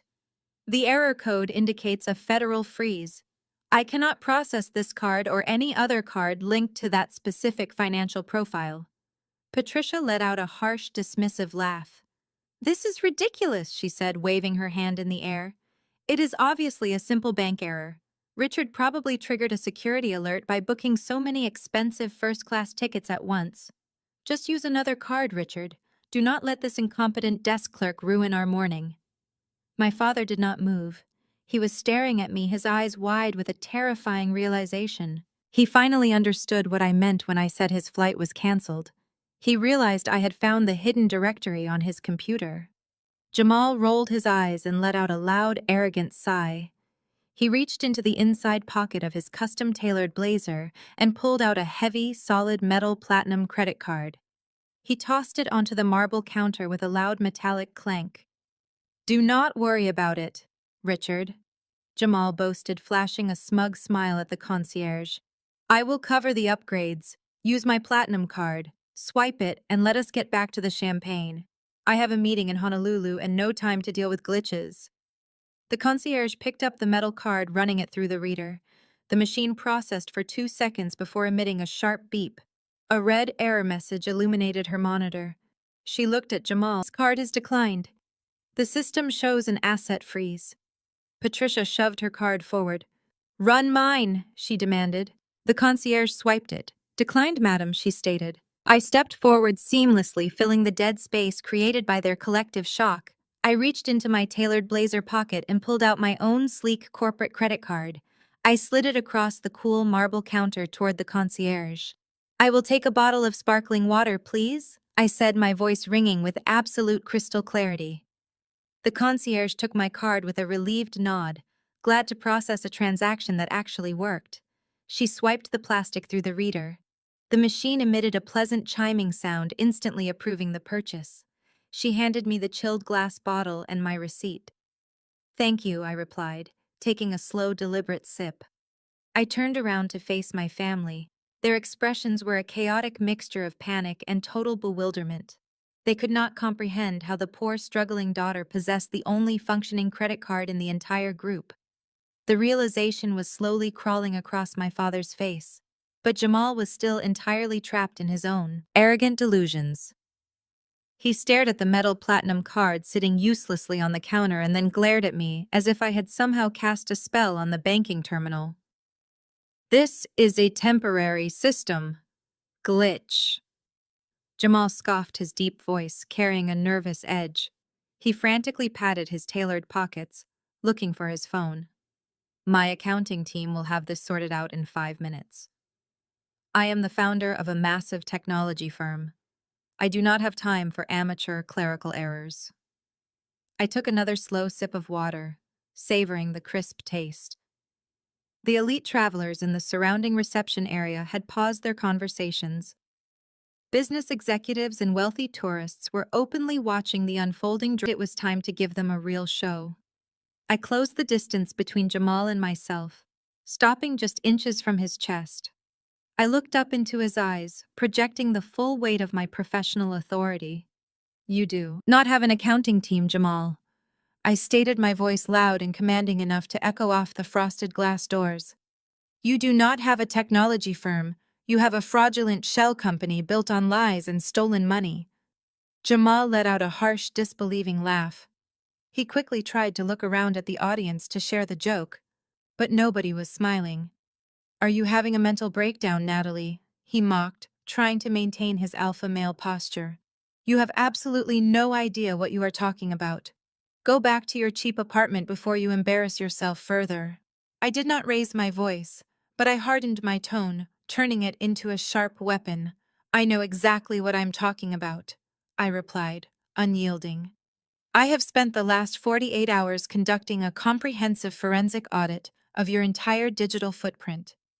I intercepted your unencrypted data traffic on my parents' network last night.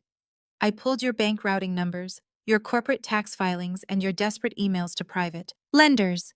I know exactly what you are hiding behind that expensive suit." The confident smirk on Jamal's face twitched. His dark eyes darted left and right, suddenly aware of the crowd of wealthy travelers watching our every move. He opened his mouth to issue another insult, but the words died in his throat.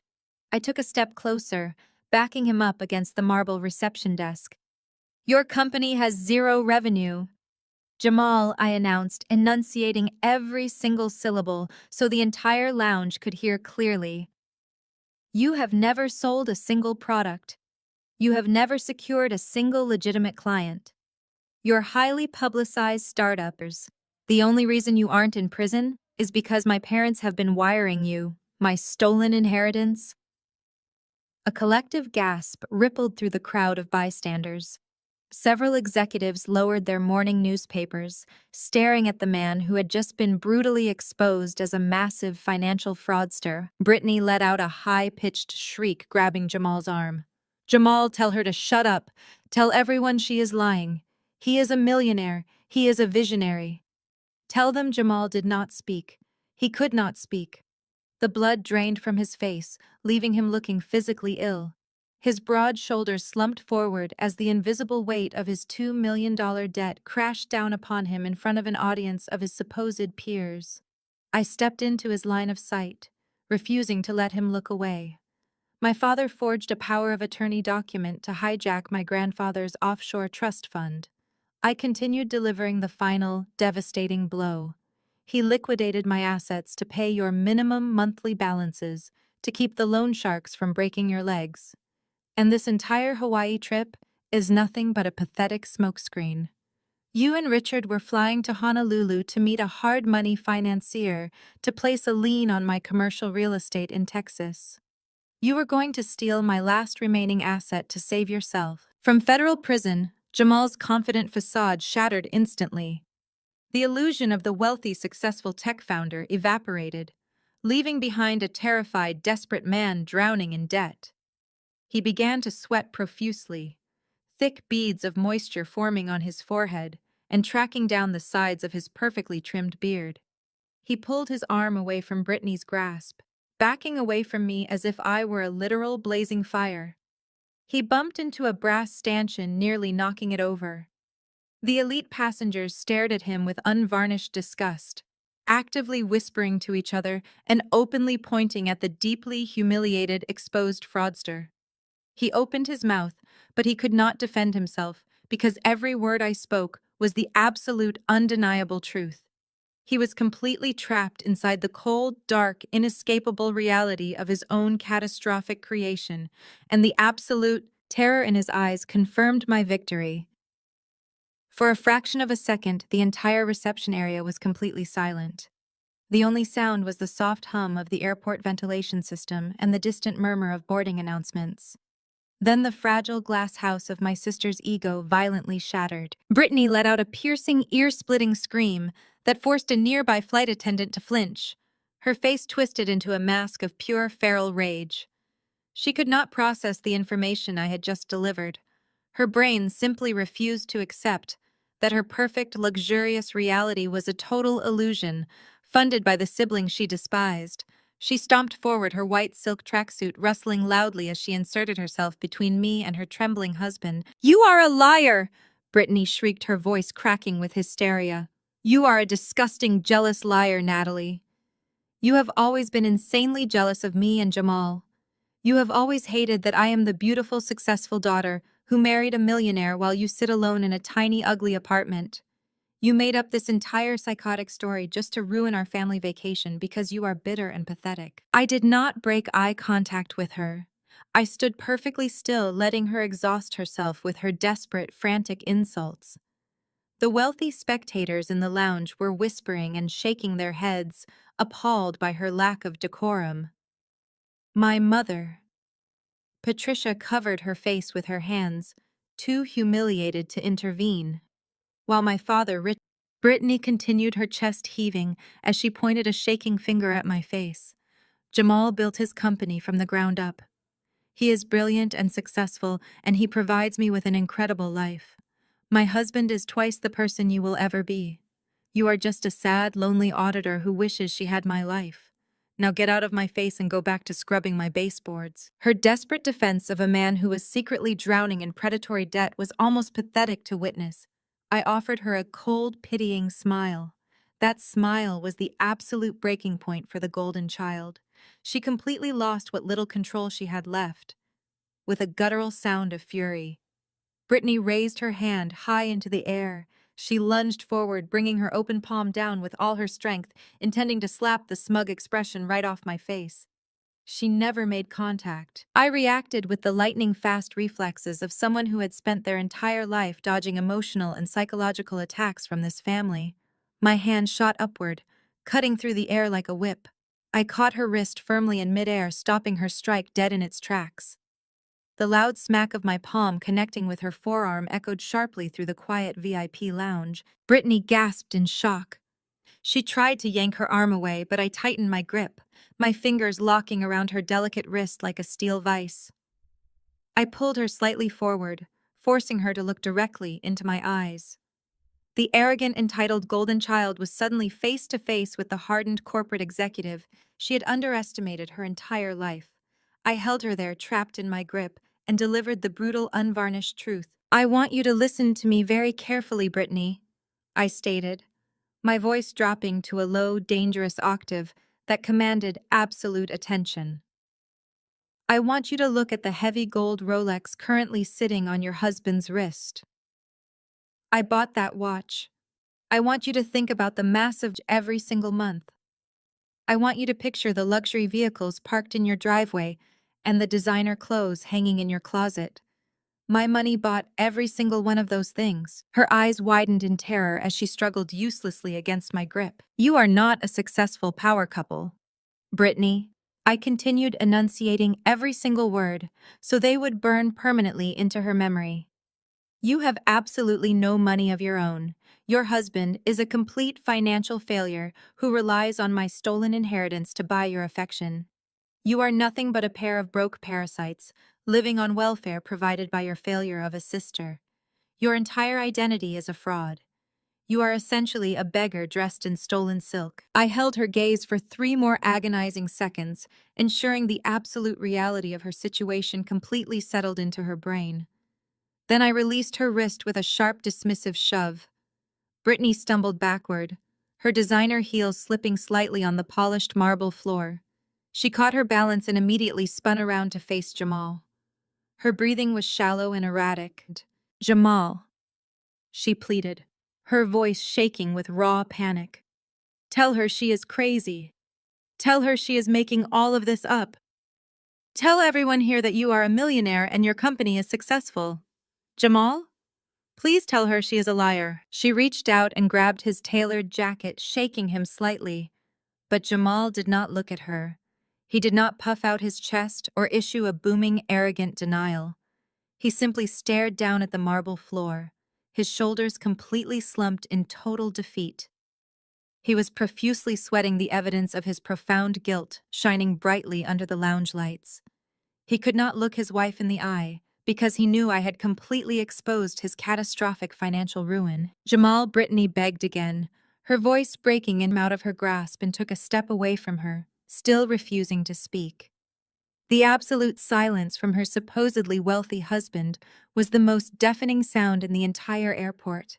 Her entire reality violently shattered forever. Brittany's knees buckled beneath her white silk tracksuit. She collapsed into a nearby leather lounge chair, hyperventilating, as the devastating truth finally crushed her completely. She buried her face in her hands, sobbing loudly, while the wealthy spectators watched the spectacle with unblinking fascination. My father, Richard, could no longer stand by and watch his golden family be publicly dismantled.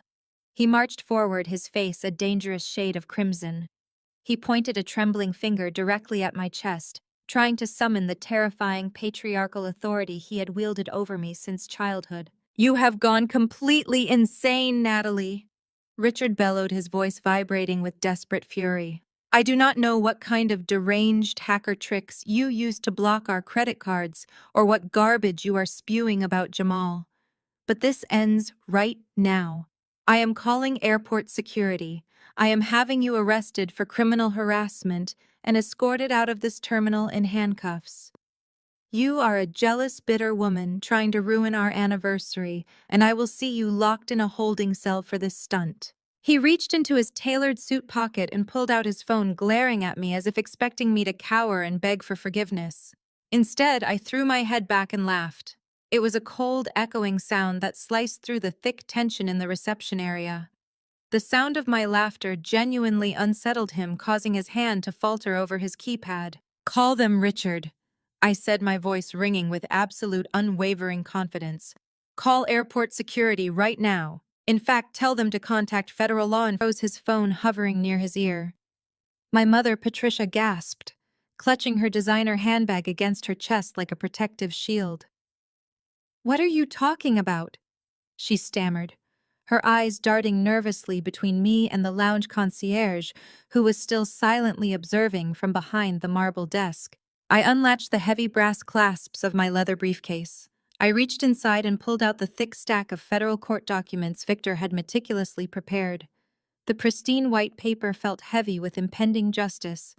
I slammed the massive file down onto the polished marble counter. The loud smack echoed sharply across the room, making Jamal physically flinch. I know everything, Richard, I announced, my voice dropping into a deadly serious corporate register. I know this entire Hawaii vacation is a massive, elaborate smokescreen. You are not flying to Maui to celebrate 40 years of marriage. You are flying to Honolulu to meet with a shadow financier who specializes in hard money loans and distressed commercial assets.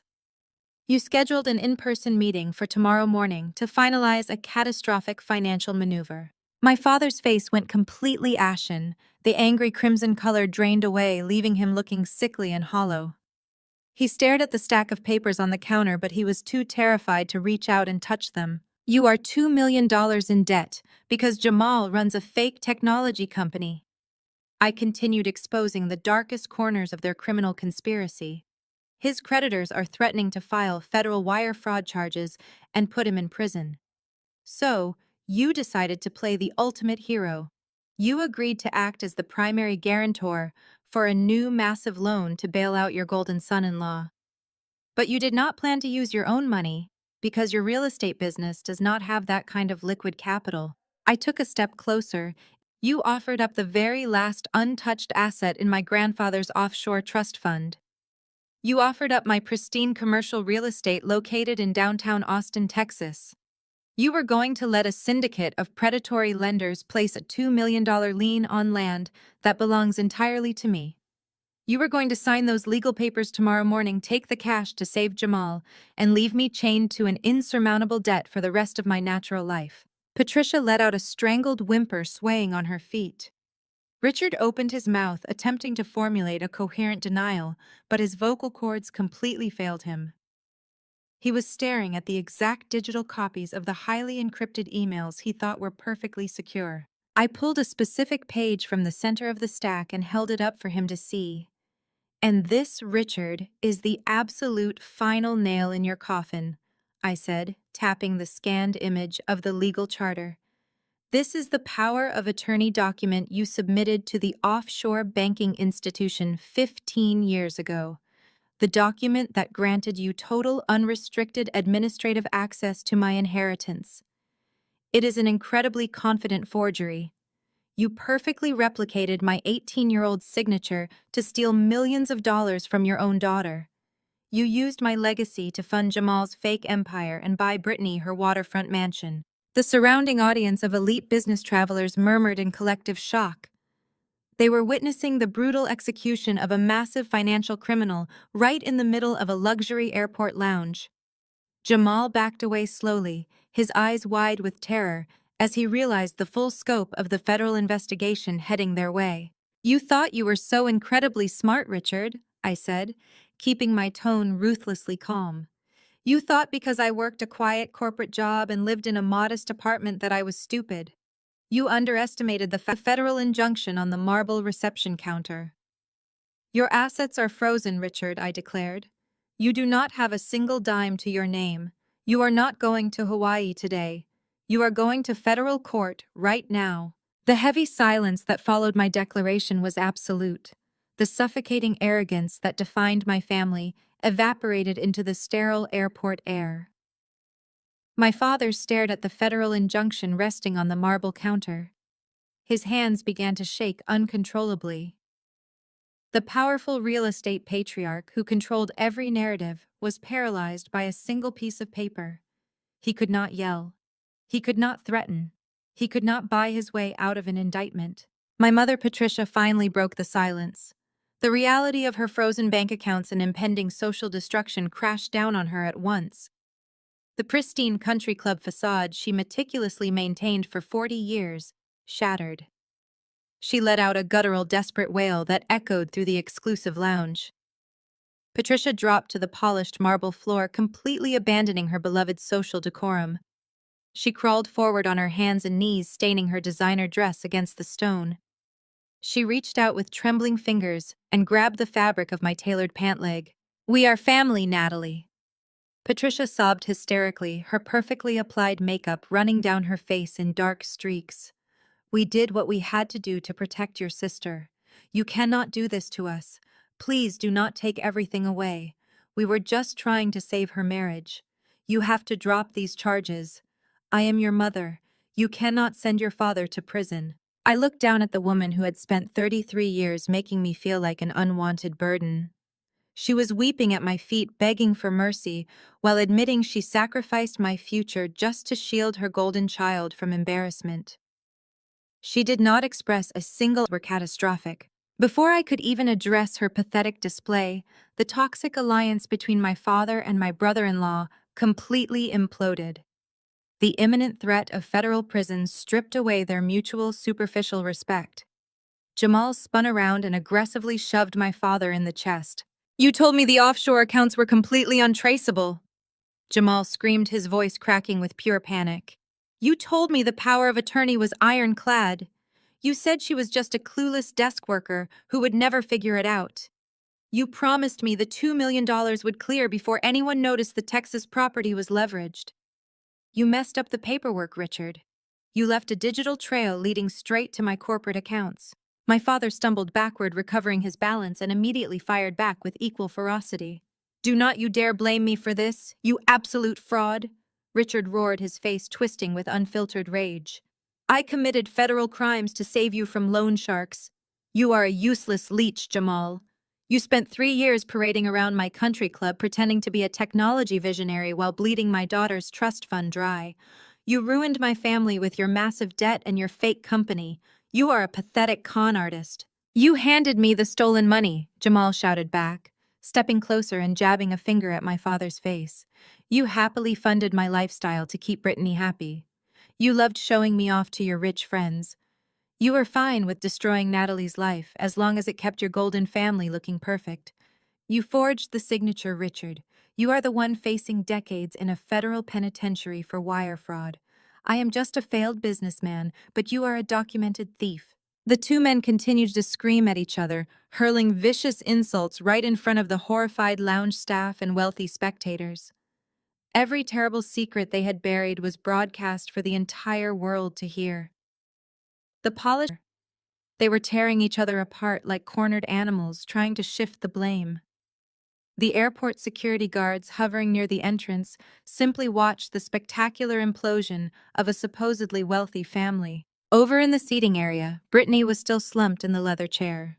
She was rocking back and forth, clutching her designer handbag to her chest and staring blankly at the floor. The reality that her entire luxurious existence was a lie had broken her fragile mind.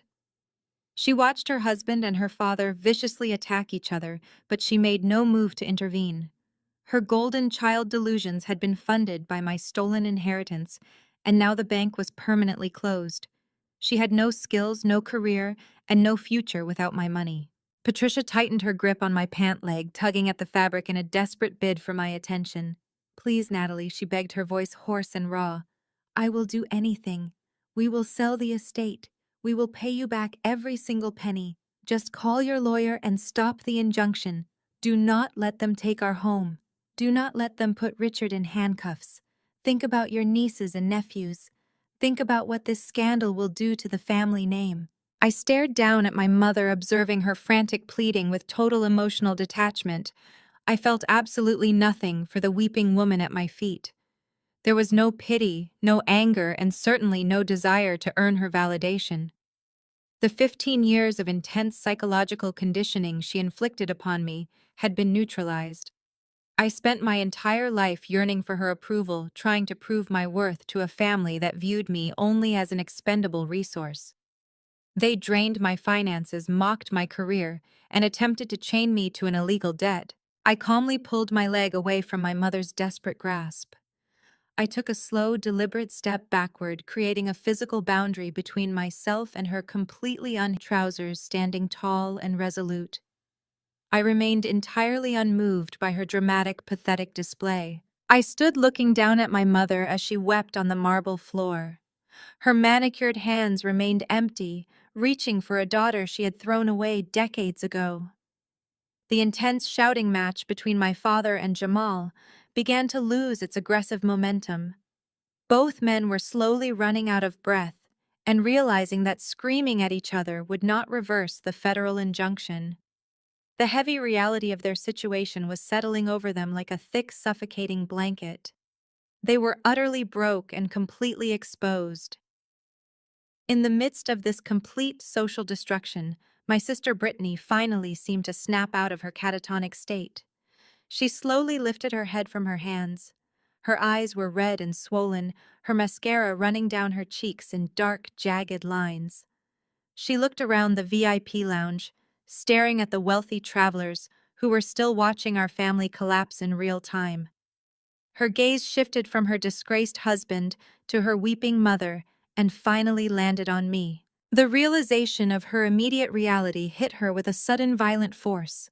She stood up from the leather lounge chair, her legs shaking so badly she had to grip the armrest to keep herself upright. Her voice emerged as a fragile, trembling whisper. "Natalie," she pleaded, stepping tentatively toward me. "Natalie, please stop this. I do not care about the money right now. I do not care about the house or the cars or the vacation. Where are my children? You said they were safe. Please, just tell me where my babies are." I looked at my sister, noting the genuine panic in her eyes. For the first time in her entire privileged life, Brittany was experiencing true helplessness. She was no longer the arrogant golden child demanding that I scrub her baseboards. She was just a terrified mother and turned his attention back to me. His anger had evaporated, replaced entirely by fear. He took a hesitant step forward, holding his hands up in a placating gesture. "Natalie, please," he begged, his deep voice cracking under the intense strain. "I know we treated you terribly. I know I was completely out of line this morning. But you cannot punish innocent children for our mistakes. Tell us where they are. We just want to get our kids and go home." I maintained my cold, professional composure, refusing to let their sudden displays of parental concern manipulate my emotions. "You do not have a home to return to, Jamal," I reminded him, my voice carrying a sharp, absolute finality. "Your waterfront mansion was seized under the federal wire fraud statutes the moment the judge signed that injunction. The federal authorities have already secured the premises. You cannot go back there. Your bank accounts are completely frozen. Your shell company is under active federal investigation.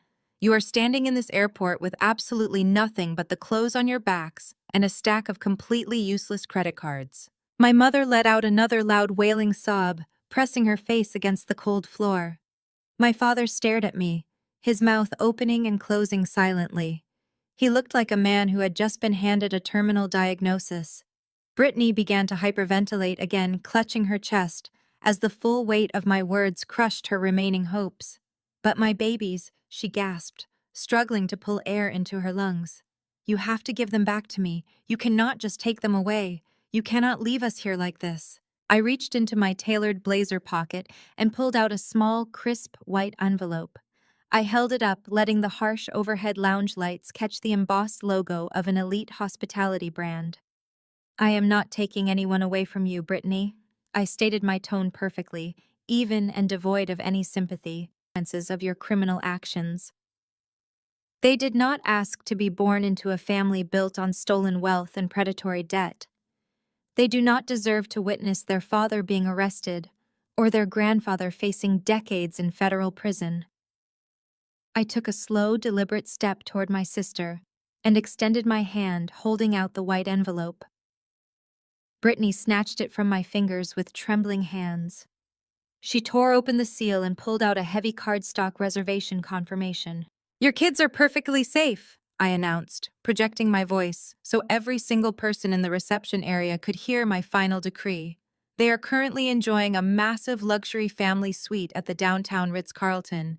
They are swimming in a private indoor water park, completely distracted and blissfully happy. They are under the constant supervision of two highly trained, fully bonded professional nannies." I paused, letting the silence stretch for a moment. "And just to be absolutely clear, I paid for their premium suite and their elite childcare using my own legitimate hard-earned money. Every single dollar came from my corporate auditing salary. None of it was stolen from a hidden offshore trust fund." I looked at the broken people scattered across the marble floor. I looked at my father, who forged my signature to steal my future. I looked at my mother, who treated me like a servant to protect her false image. I looked at Jamal, who paraded around like a billionaire while bleeding my legacy dry. And I looked at my sister, who spent her entire life stepping on my neck to elevate herself. "You can go pick up your children anytime you want. But you will have to figure out how to pay for an Uber to get there. I hear they do not take declined cards." Without another word, I turned my back on my screaming, ruined family and walked out of the airport, the sound of my heels echoing through the terminal. The days following the airport freight train, I watched from a safe distance as their lives unraveled. The federal injunction executed by Victor Grant acted as a brutal catalyst, dismantling my family's entire fake empire overnight. The local news cycle quickly picked up the story of the disgraced real estate patriarch. Helicopters circled their massive estate as federal agents carried out boxes of physical hard drives and paper ledgers. The unsealed court documents revealed the sheer depth of their offshore tax evasion and wire fraud to the public. My parents went from being the absolute elite of the Atlanta country club scene to becoming the ultimate cautionary tale in less than a single week. The wealthy socialites who used to drink their expensive champagne immediately cut all ties, deleting photos and issuing polite statements of absolute shock to the media. The grand illusion they spent 4 decades building evaporated into thin air, leaving them completely isolated and universally despised. Richard was formally indicted on multiple felony charges, including aggravated identity theft, massive wire fraud, and forging a federal power of attorney document. Because he had specifically targeted a protected trust fund across international lines, the federal prosecutors showed absolutely zero mercy during the arraignment. The presiding judge denied his request for bail, citing him as a severe flight risk due to his deep offshore connections and his demonstrated willingness to flee the jurisdiction. My father traded his custom-tailored suits for a standard-issue orange prison uniform. The consequences of their greed were swift and absolute. He is currently facing up to 25 years in a maximum security federal penitentiary. Patricia was not charged with the direct act of forgery, but she was legally listed as sprawling brick mansion, the luxury cars, and her entire social identity. The federal authorities seized everything acquired with my stolen money, leaving her relying on overwhelmed public defenders and charity from distant relatives who barely tolerated her presence. She went from dripping in diamonds to standing in line at the local courthouse carrying a cheap plastic folder, completely stripped of her former unearned glory. Jamal's fraudulent technology startup violently collapsed the very same day his banking accounts were frozen. The predatory private lenders realized their $2 million land lien was permanently blocked by the federal courts. They immediately descended upon him, seizing his corporate assets and forcing him into catastrophic bankruptcy. The angry creditors legally took his heavy gold Rolex, his expensive luxury vehicles, and completely gutted his professional reputation. Without the constant flow of my stolen inheritance, Jamal was exposed as nothing more than a desperate con artist with zero actual business skills. The stress of total financial ruin completely shattered his toxic marriage to my sister. Brittany had to face a harsh reality she never once prepared for. The golden child who previously demanded I scrub her baseboards was abruptly forced to sell her massive collection of designer handbags and silk dresses just to afford the first month of rent on a tiny, cramped studio apartment. She had no college degree, no job experience, and no wealthy parents to bail her out of her miserable situation. She was finally forced to get a minimum wage job working the cash register at a local diner just to feed her children. Every day she had to endure the agonizing humiliation of serving food to strangers. As for my grandfather's legacy, the federal courts moved with surprising efficiency and swiftness to protect me. Final wire transfer executed. The Texas commercial real estate remained completely untouched and safely in my name. The remaining liquid capital in the offshore accounts was formally restored to my absolute control. Throughout the entire legal process, I maintained strict and unbreakable boundaries. My phone frequently filled with desperate voicemails from Patricia begging for financial mercy and unhinged messages from Brittany demanding I drop the civil suits. I deleted every single message without listening to them. When Richard's criminal trial officially began, the defense attorneys repeatedly requested my presence, hoping I would offer a statement of familial leniency to reduce his heavy sentencing. I completely refused to ever attend the criminal trial. I refused to write a victim impact statement. I simply let the undeniable digital evidence speak for itself and allowed the federal justice system to permanently process their crimes. They were strangers to me now, completely and permanently erased from my peaceful daily existence. 6 months later, I finally took the tropical vacation my parents had so desperately tried to steal. I did not fly to Hawaii using a hijacked offshore trust fund or forged financial documents. I purchased my international first-class ticket using the legitimate money I earned from my highly successful career as a senior cybersecurity auditor. I stepped off the plane in Maui and breathed in the warm ocean air, feeling a profound sense of absolute freedom. I am currently sitting on the private balcony of an exclusive luxury suite at a five-star resort. The morning sun reflects brilliantly off the crystal clear water of the Pacific Ocean. A gentle tropical breeze rustles the palm trees below my terrace. I take a slow sip of my perfectly brewed black coffee and listen to the rhythmic crashing of the ocean waves against the white sandy beach. I look out at peace radiating through my entire body. I survived their intense psychological abuse and dismantled their criminal conspiracy without ever losing my professional composure. I protected my grandfather's legacy and secured my own financial independence. The most brutal revenge against toxic people is not screaming or holding on to bitter anger. The ultimate revenge is achieving absolute untouchable success and permanently cutting the dead weight from your life forever. I smile warmly, knowing my true happiness has just begun today. The story of Natalie and her family serves as a powerful testament to one of the most difficult but necessary lessons in life. Blood relation does not automatically entitle anyone to your peace, your resources, or your future. For years, Natalie was conditioned to believe she was the flawed outsider in her own family, a scapegoat forced to endure relentless humiliation simply because she did not fit her parents' superficial mold. She accepted the emotional abuse, assuming it was her duty to bear the weight of her family's impossible expectations. However, her journey reveals that true empowerment begins the exact moment you stop seeking validation from those committed to misunderstanding you. The profound lesson here is the absolute necessity of establishing unbreakable boundaries. When toxic individuals use familial obligation as a weapon to exploit and demean, walking away is never an act of selfishness. It is the ultimate act of self-preservation. Natalie's decision to meticulously dismantle her family's fraudulent empire without screaming, crying, or losing her professional composure demonstrates that the best response to profound betrayal is cold, calculated independence. She teaches us that our self-worth is not defined by how poorly broken people treat us, but by our ability to. Ultimately, the story redefines the concept of closure. True closure does not require a tearful apology or a sudden change of heart from abusers who are incapable of genuine remorse. Instead, it is found in the quiet, unshakable confidence of building a spectacular life entirely on your own terms.